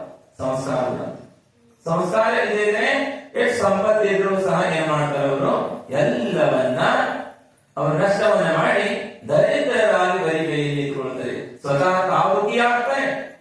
ಮತ್ತೆ ಪರಿವಾರದವರನ್ನ, ಬಂಧುಗಳನ್ನ, ಯಾರು ಅವರನ್ನ ನಂಬಿದ್ದಾರೆ ಅಂತವರೆಲ್ಲರಲ್ಲೂ ದುಃಖಿಯನ್ನಾಗಿ ಮಾಡ್ತಾರೆ. ಅದಕ್ಕೆ ಸಂಸ್ಕಾರವನ್ನು ಕೊಡಬೇಕು. ಇಂಥ ಸಾವಕ ಸಂಸ್ಕಾರ ಶಿಬಿರದಲ್ಲಿ ಸ್ವತಃ ತಾವು ಸಂಸ್ಕಾರವನ್ನು ಪಡ್ಕೊಳ್ಳುವುದರೊಂದಿಗೆ ತಮ್ಮ ಸಂತಾನಕ್ಕೆ ಅಂದ್ರೆ ಪುತ್ರ ಮತ್ತು ಪುತ್ರಿಗೆ ಅವಶ್ಯವಾಗಿ ಅವರನ್ನು ಕರೆದುಕೊಂಡು ಬರಲಿ. ಅದೆಷ್ಟೋ ಜನ ಇವತ್ತು ದಿಗಂಬರ ಮುನಿಗಳ ನೋಡಿದ್ರೆ ಜೈನ ಕುಲದಲ್ಲಿ ಜನ್ಮವನ್ನ ಪಡೆದಂತ ಬಾಲಕಿಯರು ಮುಖವನ್ನು ತಿರ್ಸ್ಕೊಂಡು ಹೋಗ್ತಾರೆ. ಎಷ್ಟೋ ಜನ ದಿಗಂಬರ ಸಾಧಗಳು ನೋಡಿದ್ರೆ ಯಾಕೆ ಅಂತ ಹೇಳಿದ್ರೆ ಸಂಗತಿಯ ಫಲ. ಅಂತವರೊಟ್ಟಿಗೆ ಮ್ಯಾ ಮ್ಯಾ ಮ್ಯಾ ಅನ್ನೋರೊಟ್ಟಿಗೆ ಇವರು ಮ್ಯಾ ಅಂತಾರೆ. ಅವ್ರ ಹಾಗೇನೆ ಮ್ಯಾ ಅನ್ನೋದೇ ನೋಡ್ರಿ. ಒಂದು ಸಲ ಅಂದ್ರೆ ಏನಾಗ್ತದೆ, ಸಿಂಹ ಜನ್ಮ ಒಂದು ಮರಿಗೆ ಜನ್ಮವನ್ನು ಕೊಡುತ್ತದೆ. ಜನ್ಮ ಕೊಟ್ಟ ಮೇಲೆ ಆ ಮರಿ ಏನಾಗ್ತದೆ, ತಾಯಿ ಮೃತ್ಯು ಆಗ್ತದೆ.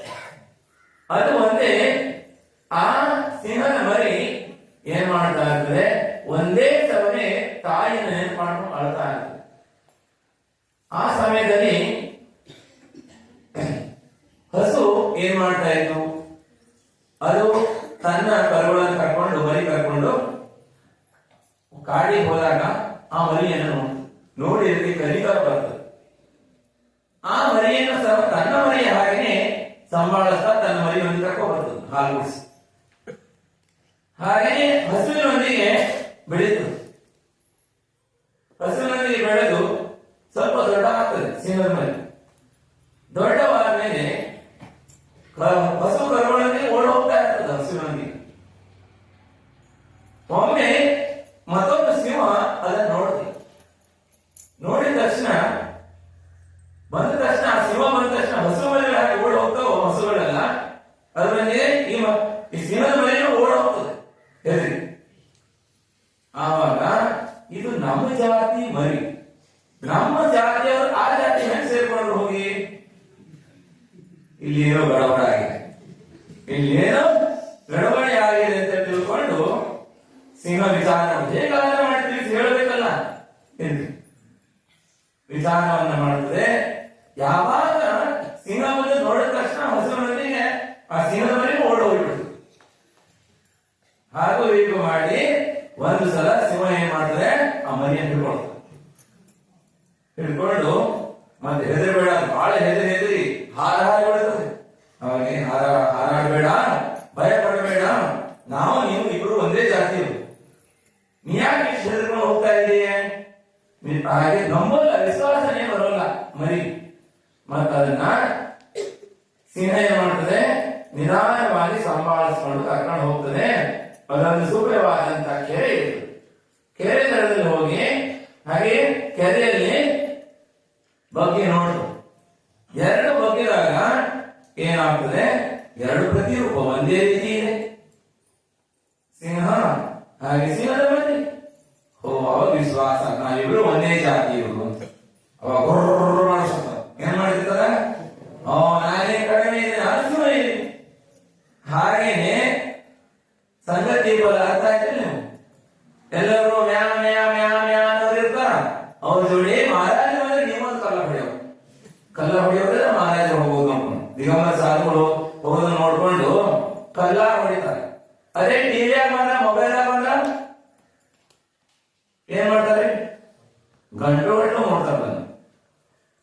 ಆಗ ರಿಯಲ್ ಆಗಿ ಮಹಾರಾಜರು ನಿರ್ವಿಕಾರಿಯಾಗಿ ತಮ್ಮ ಪ್ರಜೆಗಳನ್ನ ಪಾಲನೆ ಮಾಡ್ತಾ, ಹಾಗೆ ಸಾಧುಗಳು ಯಾರಿಗೂ ತೊಂದರೆಯನ್ನು ಮಾಡೋಲ್ಲ, ಯಾವುದೇ ಜೀವಿಗೆ ಹಾನಿಯನ್ನು ಮಾಡೋಲ್ಲ ಅಂತವ್ರು ನೋಡಿದ್ರು ಸಹ ಯಾಕೆ ಸಂಗತಿಯ ಫಲ.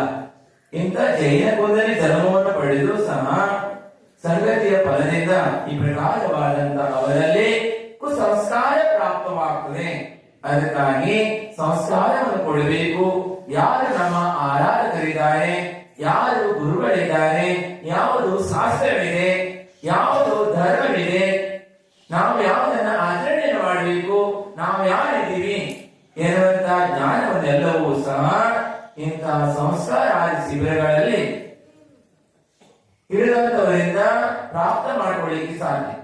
ನೀವು ಜೀವನ ಪೂರ್ತಿ ಏನು 10-15 ವರ್ಷಗಳ ಕಾಲ ಅಧ್ಯಯನ ಮಾಡ್ತಾ ಇರ್ತೀರಿ. ಅದೆಲ್ಲವನ್ನ 8 ದಿವಸ ನಾವು ಬರ್ತೀಯಾದ್ರೆ ಅದಕ್ಕಿಂತ ಎಷ್ಟೋ ಮಟ್ಟದ ಜ್ಞಾನವನ್ನ ಪ್ರಾಪ್ತ ಮಾಡ್ಕೊಳ್ಳಿಕ್ಕೆ ಸಾಧ್ಯ. ಅಂತ ಜ್ಞಾನವನ್ನ ಪ್ರಾಪ್ತ ಮಾಡಿಕೊಳ್ಳುವಂತ ಒಂದು ಹೊಸ ಅವಕಾಶ ತಾವೆಲ್ಲರಿಗೂ ಸಹ ಪ್ರಾಪ್ತವಾಗಿದೆ. ತಾವೆಲ್ಲರೂ ಸಹ ಈ ಜ್ಞಾನ ಶಿಬಿರದಲ್ಲಿ ಬಂದು ಸಮ್ಯಕ್ ಜ್ಞಾನವನ್ನ ಪ್ರಾಪ್ತ ಮಾಡಿಕೊಳ್ಬೇಕು. ಆಬ್ಸೆಂಟ್ ಆಗಬಾರದು. ಏನಾಗಬಾರದು? ಆಬ್ಸೆಂಟ್ ಆಗ್ರಿ ಮತ್ತೆ ಎಲ್ಲಿಗೆ ಹೋಗ್ತೀರಿ? ಟಿಕೆಟ್ ಎಲ್ಲಿಗೆ ಅಂದ್ರೆ ಟಿಕೆಟ್ ಅನ್ನು ಪಡ್ಕೊಳ್ಬೇಕಂದ್ರೆ ಟಿಕೆಟ್ ಜ್ಞಾನ ಇರ್ಬೇಕು ತಾನೆ. ಈ ಟಿಕೆಟ್ ತಗೊಂಡ್ರೆ ನರಕಕ್ಕೆ ಹೋಗ್ತದೆ, ಈ ಟಿಕೆಟ್ ಸ್ವರ್ಗದ ಟಿಕೆಟ್. ಇದು ಏಕೇಂದ್ರಿಯೇ, ದ್ವಿೇಂದ್ರಿಯೇ, ತೀನೇಂದ್ರಿಯ, ಚತುರೇಂದ್ರಿಯ, ಪಂಚೇಂದ್ರಿಯ, ಸೈನಿ ಅಸೈನಿ, ನರಕ, ನಿರೋಧ. ಮನುಷ್ಯ ಯಾವ್ಯಾವ ಟಿಕೆಟ್ ಎಲ್ಲೆಲ್ಲಿ ಸಿಗ್ತೈತಿ? ಟಿಕೆಟ್ ಪಡ್ಕೊಳ್ಬೇಕಂದ್ರ ಬೇಕು ಜನ ಇಲ್ಲಂದ್ರ ಟಿಕೆಟ್ ಸಿಗಂಗಿಲ್ಲ. ಅಂದ್ರೆ ಎಂತ ಕರ್ಮವನ್ನು ಮಾಡ್ತಾರೋ ಅಂತ ಟಿಕೆಟ್ ಸಿಗ್ತೈತಿ. ಅದಕ್ಕಾಗಿ ಎಂತ ಸಂಪಾದನೆ ಮಾಡಬೇಕು, ಆಮೇಲೆ ಯಾವುದನ್ನ ಮಾಡಬೇಕು ಅನ್ನುವಂತ ಜ್ಞಾನ ಎಲ್ಲಿ ಪ್ರಾಪ್ತವಾಗ್ತದೆ? ಯಾವ ಕಾಲೇಜಲ್ಲಿ ಕಲಿಸೋದು, ಯಾವ ಕಾಲೇಜಲ್ಲಿ ಈ ಜ್ಞಾನವನ್ನ ಕೊಡೋಲ್ಲ. ಅಂದ್ರೆ ಜಿನೇಂದ್ರ ಭಗವಂತರು ಓಪನ್ ಮಾಡಿರುವಂತ ಕಾಲೇಜಲ್ಲಿ ಪ್ರಾಪ್ತವಾಗ್ತದೆ. ಅದರಲ್ಲಿ ಯಾರಿದ್ದಾರೆ ಅಂದ್ರೆ ಆಚಾರ್ಯರು, ಗಣಧರ ಪರಮೇಶ್ವರಿಗಳು ಇಲ್ಲಿ ಏನಿದ್ದಾರೆ ಅವರು ಈ ಕಾಲೇಜಿನ ಪ್ರಿನ್ಸಿಪಾಲ್ ಅಂತ ಹೇಳಿದ್ದಾರೆ. ಅಲ್ಲಿ ಕೆಳಗಡೆ ಎಲ್ಲ ಶಿಕ್ಷಕರು ಇರ್ತಾರೆ.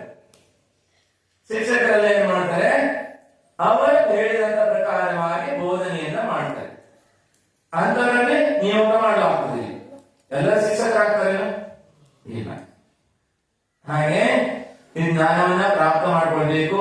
ಮತ್ತು ವಿಶೇಷವಾಗಿ ತಾವೆಲ್ಲರೂ ಸಹ ಎಲ್ಲ ಇನ್ನೇನು ಯಾರ್ಯಾರು ಬರಲಿಲ್ಲ ಬಂದವರೆಲ್ಲ ಹಿಂದೆ ಕೂತ್ಕೊಂಡು ಕೇಳಿ. ಶಿಬಿರದಲ್ಲಿ ಭರ್ತಿಯಾಗಿ ಇವತ್ತು ಒಂದ್ ದಿವಸ ಅವಕಾಶ ಇತ್ತು. ನಾಳೆಯಿಂದ ಬಂದ್ರೆ ಹಿಂದೆಗಡೆ ಕೂತ್ಕೊಂಡು ಕೇಳಕ್ಕಿಲ್ಲ. ಶಿಬಿರದ ಯಾವುದೇ ವಸ್ತುಗಳನ್ನು ನಾಳೆಯಿಂದ ಹೊಸದಾಗಿ ಬಂದವರಿಗೆ ಇಲ್ಲ. ಇಲ್ಲಿ ತನಕ ಹೆಚ್ಚಾಗಿದೆ. ಯಾಕೆಂತ ಹೇಳಿದ್ರೆ ವಸ್ತು ಕೊಡೋದು ಮುಖ್ಯವಲ್ಲ, ವಸ್ತುಗಳ ಸದ್ಬಳಕೆ ಆಗ್ಬೇಕು, ಅದರ ಸದ್ವಿನಿಯೋಗ ಆಗ್ಬೇಕಾದ್ರೆ ಸಾಧನದ ಉಪಯೋಗವಾಗಬೇಕು. ಸಾಧ್ಯವನ್ನ ಪ್ರಾಪ್ತ ಮಾಡಿಕೊಳ್ಳಿಕ್ಕಾಗಿ ಕೇವಲ ಸಾಧನದಿಂದಲೇ ಸಾಧ್ಯವಾಗಲ್ಲ, ಸಾಧನದ ಸದ್ಬಳಕೆ ಆಗುವುದರಿಂದ ಏನಾಗ್ತದೆ? ಇದು ಸಾಧ್ಯದ ಪ್ರಾಪ್ತವಾಗ್ತದೆ. ಅದಕ್ಕಾಗಿ ಸಾಧನಗಳನ್ನ ನಾಳೆಯಿಂದ ಯಾವುದನ್ನು ವಿತರಣೆಯನ್ನು ಮಾಡಲು ಇವತ್ತು ತನಕ ಹೇಳಿದ್ವಿ. ಯಾರ ಹೊಸದಾಗಿ ಬಂದರೂ ಸಹ ಅವರಿಗೆ ಅವಕಾಶಗಳನ್ನ ಕಲ್ಪಿಸಲಾಗ್ತಾ ಇತ್ತು. ಯಾರು ಹೊಸದಾಗಿ ಬಂದವರು ಹಿಂದಿನಡಿಯಲ್ಲಿ ದೂರ ಕೂತ್ಕೊಂಡು ಕೇಳಬೇಕು. ಶಿಬಿರದ ಮಧ್ಯದಲ್ಲಿ ಕ್ಲಾಸ್ ಮಧ್ಯದಲ್ಲಿ ಕೂತ್ಕೊಳ್ಬಾರ್ದು, ಡಿಸ್ಟರ್ಬ್ ಮಾಡಬಾರ್ದು. ಎಲ್ಲ ಶಿಬಿರದ ಅನುಸಾಧನಗಳನ್ನ, ಸಮವಸ್ತ್ರವನ್ನ ನಿಮ್ಮೆಲ್ಲರಿಗೂ ಸಹ ಬಿಳಿ ವಸ್ತ್ರವನ್ನೇ ಯಾಕೆ ಹಾಕೊಳ್ಬೇಕು ಅನ್ನೋದಂದ್ರೆ, ಬಿಳಿ ವಸ್ತ್ರ ಯಾವುದನ್ನು ಬೇರೆಯಾದಂತ ಕಲೆಗಳನ್ನ ಗ್ರಹಣೆ ಮಾಡಲ್ಲ, ಯಾವುದನ್ನು ಗ್ರಹಣೆ ಶುಭ್ರವಾದಂತ ಸಂಕೇತವಿದು. ಅಂದ್ರೆ ಸ್ವಚ್ಛವಾದಂತ ಸಂಕೇತ. ನಾವು ಜ್ಞಾನವನ್ನ ಪ್ರಾಪ್ತ ಮಾಡ್ಕೊಳ್ಬೇಕಂದ್ರೆ ಮೊದಲೇನಾಗಬೇಕು? ನಾವು ಅಂತರಂಗ ಮತ್ತು ಬಹಿರಂಗವಾಗಿ ಸ್ವಚ್ಛ ಆಗಬೇಕು. ಪಾತ್ರೆ ತೊಳ್ಕೋಬೇಕು. ಏನ್ ಮಾಡ್ಬೇಕು? ಪಾತ್ರೆಯನ್ನ ತೊಳಿಬೇಕು. ನೋಡ್ರಿ, ನೀವು ಯಾವ ರೀತಿ ಡ್ರೆಸ್ ಹಾಕೊಂತೀರೋ ಆ ರೀತಿ ಭಾವನೆಯಲ್ಲಿ ಏನಾಗ್ತದೆ? ಪರಿವರ್ತನೆ ಆಗ್ತದೆ. ಡ್ರೆಸ್ಸಿನ ಮೇಲೂ ಬಹಳ ಪರಿಣಾಮ ಇದೆ. ಯಾವ್ಯಾವ ಡ್ರೆಸ್ ಹಾಕೊಂತ ನೋಡ್ರಿ. ಮಿಲಿಟರಿಯವರಿಗೆ ಒಂದು ಡ್ರೆಸ್ ಇದೆ, ಡಾಕ್ಟರಿಗೆ ಒಂದು ಡ್ರೆಸ್ ಇದೆ, ಪೊಲೀಸರಿಗೆ ಒಂದು ಡ್ರೆಸ್ ಇದೆ, ಸ್ಕೂಲ್ ಹುಡುಗರಿಗೆ ಒಂದು ಡ್ರೆಸ್ ಇದೆ, ಲೌಕಿಕ ಶಿಕ್ಷಣ ಪಡ್ಕೊಳ್ಳುವಂತವರಿಗೆ, ಲಾಯರಿಗೆ ಒಂದು ಡ್ರೆಸ್ ಇದೆ. ಕಪ್ ಕೋಟ್ ಹಾಕ್ತಾರೆ ಅಂತ ಗೊತ್ತಾ? 99 ಸುಳ್ಳು ಹೇಳ್ತೇವೆ, ಅದಕ್ಕೆ ಕಪ್ ಕೋಟ್ ಹಾಕ್ತಾರೆ, ಕಾಣಬಾರದು. ಆದ್ರೆ ಇಲ್ಲಿ ಬಿಳಿ ವಸ್ತ್ರ ಯಾಕೆ ಅಂದ್ರೆ ಚಿಕ್ಕೆ ಬಿದ್ರು ಕಾಣುತ್ತದೆ. ಎಲ್ಲಾದ್ರೂ ಸಣ್ಣ ಚಿಕ್ಕೆ ಬಿದ್ರು ಕಲಿಸೋರು ನೋಡಿ ವೈಟ್ ಹಾಕೊಂಡಿದ್ದಾರೆ, ಧೋತಿ ದುಪ್ಪಟ್ಟು ಶುದ್ಧವಾಗಿ. ಹಾಗೇನೆ ನಿಮಗೆಲ್ಲ ವೈಟ್ ಆದಂತ ಸಾಡಿಯನ್ನು, ವೈಟ್ ಆದಂತ ಧೋತಿ ದುಪ್ಪಟ, ವೈಟ್ ಆದಂತ ಟೀ ಶರ್ಟು, ವೈಟ್ ಟೋಪಿ ಎಲ್ಲವನ್ನ ಹಾಕಲಾಗ್ತದೆ. ಯಾಕೆ? ಶುಭ್ರವಾದಂಥದ್ದು ಬೇರೆ ಯಾವುದನ್ನು ಗ್ರಹಣೆಯನ್ನು ಮಾಡಲ್ಲ. ಮತ್ತು ಶುದ್ಧವಾಗಬೇಕು. ಇದರ ಮೇಲೆ ಬಹಳ ಪರಿಣಾಮವಾಗ್ತದೆ. पहला ड्रेस बदल दो, ड्रेस बदले तो एक बार एड्रेस भी बदल जाएंगे. ಅಂದ್ರೆ ಎಲ್ಲಿ ತನಕ ಡ್ರೆಸ್ ಬದಲಾಗಲ್ಲ, ಅಡ್ರೆಸ್ ಬದಲಾಗಲ್ಲ. ಹೇಗೆ ಬದಲಾಗ್ತದೆ? ಪೊಲೀಸ್ ಡ್ರೆಸ್ ಹಾಕಿದ್ರೆ ಪೊಲೀಸ್ ಮ್ಯಾನ್, ಹೌದಲ್ಲ? ಹೇಳ್ತಾರೆ ಪೊಲೀಸ್ ಅಂತಲ್ಲ. ಹಾಗೆ ಕೋರ್ಟ್ ಹಾಕಿದ್ರೆ ವಕೀಲರು, ಮತ್ತ ಡಾಕ್ಟರ್ ಡ್ರೆಸ್ ಹಾಕಿದ್ರೆ ಏನ್ ಹೇಳ್ತಾರೆ? ಡಾಕ್ಟರ್ ಅಂತ. ಮತ್ತ ನೀವೆಲ್ಲ ಶುದ್ಧವಾದಂತ ವಸ್ತ್ರವನ್ನು ಹಾಕೊಂಡಿದ್ರಿ ಅಂದ್ರೆ ನೀವೇನಿದ್ರೆ ಹೇಳ್ರಿ, ಸಮ್ಯಕ್ ಜ್ಞಾನವನ್ನ ಪ್ರಾಪ್ತ ಮಾಡಿಕೊಳ್ಳುವಂತ ಶ್ರಾವಕರಿದ್ದೀರಿ. ಸಮ್ಯಕ್ ಜ್ಞಾನವನ್ನು ಪ್ರಾಪ್ತ ಮಾಡಿಕೊಳ್ಳುವಂತ ಶ್ರಾವಕರು. ಶ್ರಾವಕರು ಶ್ರದ್ಧಾವಾನ್, ವಿವೇಕವಾನ್, ಕ್ರಿಯಾವಾನ್. ನೋಡ್ರಿ, ಯಾರು ಗುರುಗಳನ್ನ ಮಾನಿಸೋಲ್ಲ ಅವರ ಸಂತಾನ ಅವರ ಮಾತನ್ನ ಮಾನಿಸೋಲ್ಲ, ತಿಳ್ಕೊಡ್ರಿ. ಯಾರ್ಯಾರು ಇಲ್ಲಿ ತನಕ ಗುರುಗಳನ್ನ ಮಾನಿಸ್ತಾ ಇದ್ದವರಿದ್ದಾರೆ, ನಿಜವಾದಂತ ದೇವ ಶಾಸ್ತ್ರ ಗುರುಗಳನ್ನ ಮಾನಿಸ್ತಾ ಇದ್ದವರಿದ್ದಾರೆ, ಅಂತವರೆಲ್ಲರೂ ಸಹ ಕಣ್ಣೀರಲ್ಲೇ ಕೈ ತೊಳಿತಾ ಇದ್ದಾರೆ ದಿವಸ. ಅಂದ್ರೆ ಒಂದೊಂದು ಅಗಳಿಗೂ ಸಹ ಪರದಾಡಬೇಕಾಗ್ತದೆ. ಹೆಜ್ಜೆ ಹೆಜ್ಜೆಯು ದುಃಖವನ್ನ ಭೋಗಿಸ್ತಾ ಇದ್ದಾರೆ. ಅಂದ್ರೆ ಯಾರು ಗುರುಗಳನ್ನ ಮಾನಿಸ್ತಾ ಇದ್ರೆ ಅವರ ಸಂತಾನ ಅವರ ಮಾತನ್ನ ಮಾನಿಸೋಲ್ಲ. ಮತ್ತೇನ್ ಮಾಡ್ಬೇಕು? ನಾವು ಶ್ರದ್ಧೆಯನ್ನು ಮಾಡ್ಬೇಕು. ಅವಾಗ ಮಾತ್ರ ನಮ್ಮ ಸಂತಾನ ಶ್ರದ್ಧೆ ಮಾಡ್ಲಿಕ್ಕೆ ಸಾಧ್ಯ ಇದೆ. ತಾವೆಲ್ಲರೂ ಸಹ ಧರ್ಮ ಪ್ರಭಾವನೆಯನ್ನ ಮಾಡ್ತಾ ಇದ್ರಿ. ಜಿನ ಧರ್ಮವೇ ಸ್ವತಃ ಪ್ರಭಾವಿತವಾಗುತ್ತದೆ, ಪ್ರಕಾಶಮಾನವಾದಂಥದ್ದು. ಜೈನ ಧರ್ಮ ಸಾಮಾನ್ಯವಾದಂಥದ್ದಲ್ಲ. ಜಿನೇಂದ್ರ ಭಗವಂತರು ಬೋಧನೆ ಮಾಡಿದಂತ ಜಿನ ಧರ್ಮದಲ್ಲಿ ಯಾರು ಬರ್ತಾರೆ ಅಂತವರು ಅಂತ ಧರ್ಮವನ್ನ ಗ್ರಹಣೆಯನ್ನು ಮಾಡಿದ್ರೆ ಆ ಧರ್ಮದ ಪದದಲ್ಲಿ ಸ್ವತಃ ಪ್ರಕಾಶ ಇದೆ. ಅಲ್ಲಿ ಅಂಧಕಾರ ಇಲ್ಲವೇ ಇಲ್ಲ, ಕತ್ತಲೆ ಇಲ್ಲವೇ ಇಲ್ಲ. ಬೆಳಗ್ಗೆ ಬೆಳಕಿದೆ, ಪ್ರಕಾಶವೇ ಪ್ರಕಾಶ ಇದೆ. ಹಾಗಾಗಿ ತಾವೆಲ್ಲರೂ ಸಹ ನಿನ್ನೆ ದಿವಸ ಜೈನ ಧರ್ಮದ ಪ್ರಭಾವನೆಯನ್ನ ಅದ್ದೂರಿಯಾದ ಮೆರವಣಿಗೆಲ್ಲ ತೆಗೆದಿದ್ರಿ, ಸಮವಸ್ತ್ರಗಳನ್ನ ಹಾಕೊಂಡು. ಮುಂದಿನ ದಿನಗಳಲ್ಲಿ ಎಲ್ಲಾ ಕಡೆಯಲ್ಲಿ ಹೋಗುವಾಗ ಜಿನ ಧರ್ಮದ ಜಿನ ಧರ್ಮದ ಪ್ರಭಾವನೆಯ ಅಂಗವಾದಂತ, ಅಂದ್ರೆ ಪ್ರಭಾವನೆ ಯಾರಿಗೂ ಹೆದರಬೇಕಾಗಿಲ್ಲ. ಜಿನ ಧರ್ಮದ ಪ್ರಭಾವನೆ ಇದು. ಯಾವುದೇ ಒಂದು ಮಂದಿರ ಅಥವಾ ಯಾವುದೇ ಒಂದು ಸೀಮೆ ಇಲ್ಲ. ಯಾರ್ಯಾರು ಜೈನರಿದ್ದಾರೆ, ಜಿನೇಂದ್ರ ಭಗವಂತರು ಬೋಧನೆ ಮಾಡಿದಂತ ಧರ್ಮವನ್ನ ಯಾರು ಅದನ್ನ ಮಾನಿಸ್ತಾ ಇದ್ದಾರೆ, ಯಾರು ಅದಕ್ಕೆ ವಿನಯವನ್ನ ಮಾಡ್ತಾ ಇದ್ದಾರೆ ಅಂತ ಜೈನರ ಎಲ್ಲರ ಸಂಘವಿದೆ. ಅಂತ ಜಿನೇಂದ್ರ ಭಗವಂತರ ಎಲ್ಲಾ ಫಂಕ್ಷನ್ಗಳಿಗೆ, ಕಾರ್ಯಕ್ರಮಗಳಿಗೆ, ಪಂಚ ಕಲ್ಯಾಣ ಇರ್ಬೋದು ಅಥವಾ ಯಾವುದೇ ರೀತಿಯ ಪೂಜೆ ವಿಧಾನ ಇರ್ಬೋದು, ಎಲ್ಲಾ ಕಡೆಯಲ್ಲೂ ಸಹ ನೀವು ವೈಟ್ ಡ್ರೆಸ್ ಹಾಕೊಂಡು ಜಿನ ಧರ್ಮವನ್ನ ತಲೆ ಮೇಲೆ ಧರಿಸ್ಕೊಂಡು ಹೋಗ್ಬೇಕು. ಎಲ್ಲಾ ಕಡೆ ಸ್ಟೂಡೆಂಟ್ ನೀವು ಬಂದ್ರೆ ನಿಮ್ಮನ್ನು ನೋಡಿದ್ರೆ ಸೈಡ್ ಆಗ್ತದೆ. ನನಗೆ ನಿನ್ನೆ ನೋಡಿದ್ರಲ್ಲ, ಇದೆಲ್ಲ ಜಿನ ಧರ್ಮದ ಪ್ರಭಾವನೆಯಿಂದ. ಅಂದ್ರೆ ಕೆಲವರಿಗೆ ಮಹಾರಾಜನ ಮುಂದಿದ್ದಷ್ಟೇ ಟೊಪ್ಪಿ ಹಾಕೋದು, ಮತ್ತೆ ಬೇರೆ ಕಡೆ ಹೋಗಿ ಟಪ್ಪಿ ಕತ್ತಿದ್ರು. ಇದು ಮಾಯಾಚಾರ ಮಾಡಿದ್ರೆ ಧರ್ಮ ಅಲ್ಲ. ಧರ್ಮವನ್ನ ಸ್ವತಃ ಮಾತ್ರ ಕಲ್ಯಾಣಕ್ಕಾಗಿ ಸ್ವೀಕಾರ ಮಾಡಬೇಕು. ಜಿನ ಧರ್ಮವನ್ನ ಅಂತಿಮ ಶ್ವಾಸ ಇರುವ ತನಕನೂ ಸಹ ಜಿನ ಧರ್ಮವನ್ನ ಕೆಳಗಿಡೋಲ್ಲ. ನಾನು ಉತ್ತಮವಾದಂತ ಅಂಗ ಮಸ್ತಕದಲ್ಲಿ ಇಡ್ತೀನಿ. ನಾನು ಮಸ್ತಕ ಕಟ್ಟಾದ್ರೂ ಸರಿ, ಆದ್ರೆ ಮಸ್ತಕದ ಮೇಲಿರುವಂತ ಜಿನ ಧರ್ಮವನ್ನ ಕೆಳಗಿಡೋಲ್ಲ. ಇದು ಸಮರ್ಪಣೆ. ಏನ್ ಹೇಳಿ? ಸಮರ್ಪಣವಾಗಿರ್ಬೇಕು. ಯಾವಾಗ ಎಲ್ಲಿ ಹೋದ್ರೂ ಸಹ ಏನಾಗಬೇಕು? ಜಿನ ಧರ್ಮ ನಿಮ್ಮನ್ನ ನೋಡಿ ಬೇರೆ ಅನುಕರಣೆಯನ್ನು ಮಾಡಬೇಕು. ಬೇರೆಯವರಿಂದ ನಾವು ಅನುಕರಣೆ ಮಾಡೋದು, ಬೇರೆಯವ್ರನ್ನ ಅನುಕರಣೆ ಮಾಡೋದು ಆಗ್ಬೇಕು. ಯಾವುದು ಒಳ್ಳೆಯದನ್ನ, ಒಳ್ಳೆಯದೇನಿದೆ ಅಂತಂದ್ರೆ ಬೇರೆಯವ್ರ ಗ್ರಹಣೆಯನ್ನು ಮಾಡಬೇಕು. ಆದ್ರೆ ನಮ್ಮಲ್ಲಿರುವಂತ ಒಳ್ಳೆಯದನ್ನ ನಾವು ಬೇರೆಯವರಿಗೆ ಹೆದರಿ ಬೇರೆ ಏನಾದ್ರು ಹೇಳ್ತಾರೆ ಅಂತ ನಾವು ಎಂದು ಸಹ ಏನ್ ಮಾಡಬಾರದು? ಪರಿವರ್ತನೆ ಮಾಡ್ಕೊಳ್ಬಾರದು. ತಾವೆಲ್ಲರೂ ಸಹ ಜಿನ ಧರ್ಮದಲ್ಲಿ ಪ್ರಭಾವನೆಯನ್ನ ಮಾಡ್ತಕ್ಕಂತ ಈ ಜಿನ ಧರ್ಮದ ಸಂಸ್ಕಾರ ಶಿಬಿರದಲ್ಲಿ ಬಂದಿದ್ರೆ ನಾಳೆಯಿಂದ ಎಲ್ಲರೂ ಸಹ ಕ್ಲಾಸಿಗೆ ನಾಳೆಯಿಂದ ನೋಡ್ರಿ ಸಮಯ ಬಹಳ ಕಡಿಮೆ ಇರುವುದರಿಂದ ತಮ್ಮ ಕಡಿಮೆ ಇರುವಂತಹ ಸಮಯದಲ್ಲಿ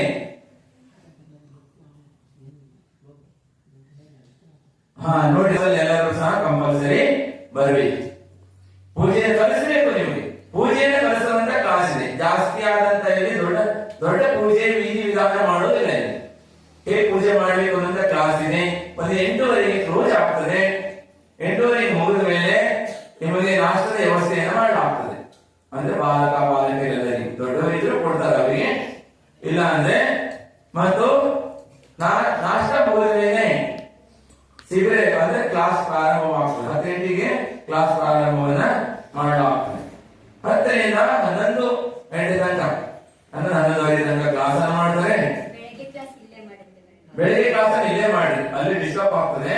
ಬೆಳಿಗ್ಗೆ ಕ್ಲಾಸ್ ಅನ್ನು ಇಲ್ಲೇ ಮಾಡಲಾಗ್ತದೆ. ಆಮೇಲೆ ಬೆಳಿಗ್ಗೆ ಕ್ಲಾಸ್ ಒಂದೇ ಇರ್ತದೆ, ಹಿರಿಯ ಕ್ಲಾಸ್ ಮಾತ್ರ ಇರ್ತದೆ, ಮತ್ತೆ ಬೇರೆ ಕ್ಲಾಸ್ಗಳಿರೋಲ್ಲ. ನಮ್ಮ ಸಿದ್ದಗೌಡ ಪಾಟೀಲ್ ಇವರು ಪ್ರತಿಮಾಧಾರಿ ಇವ್ರ ಕ್ಲಾಸ್ ಇರೋಲ್ಲ, ಮತ್ತು ಪ್ರತಿಮಾಧಾರಿಗಳ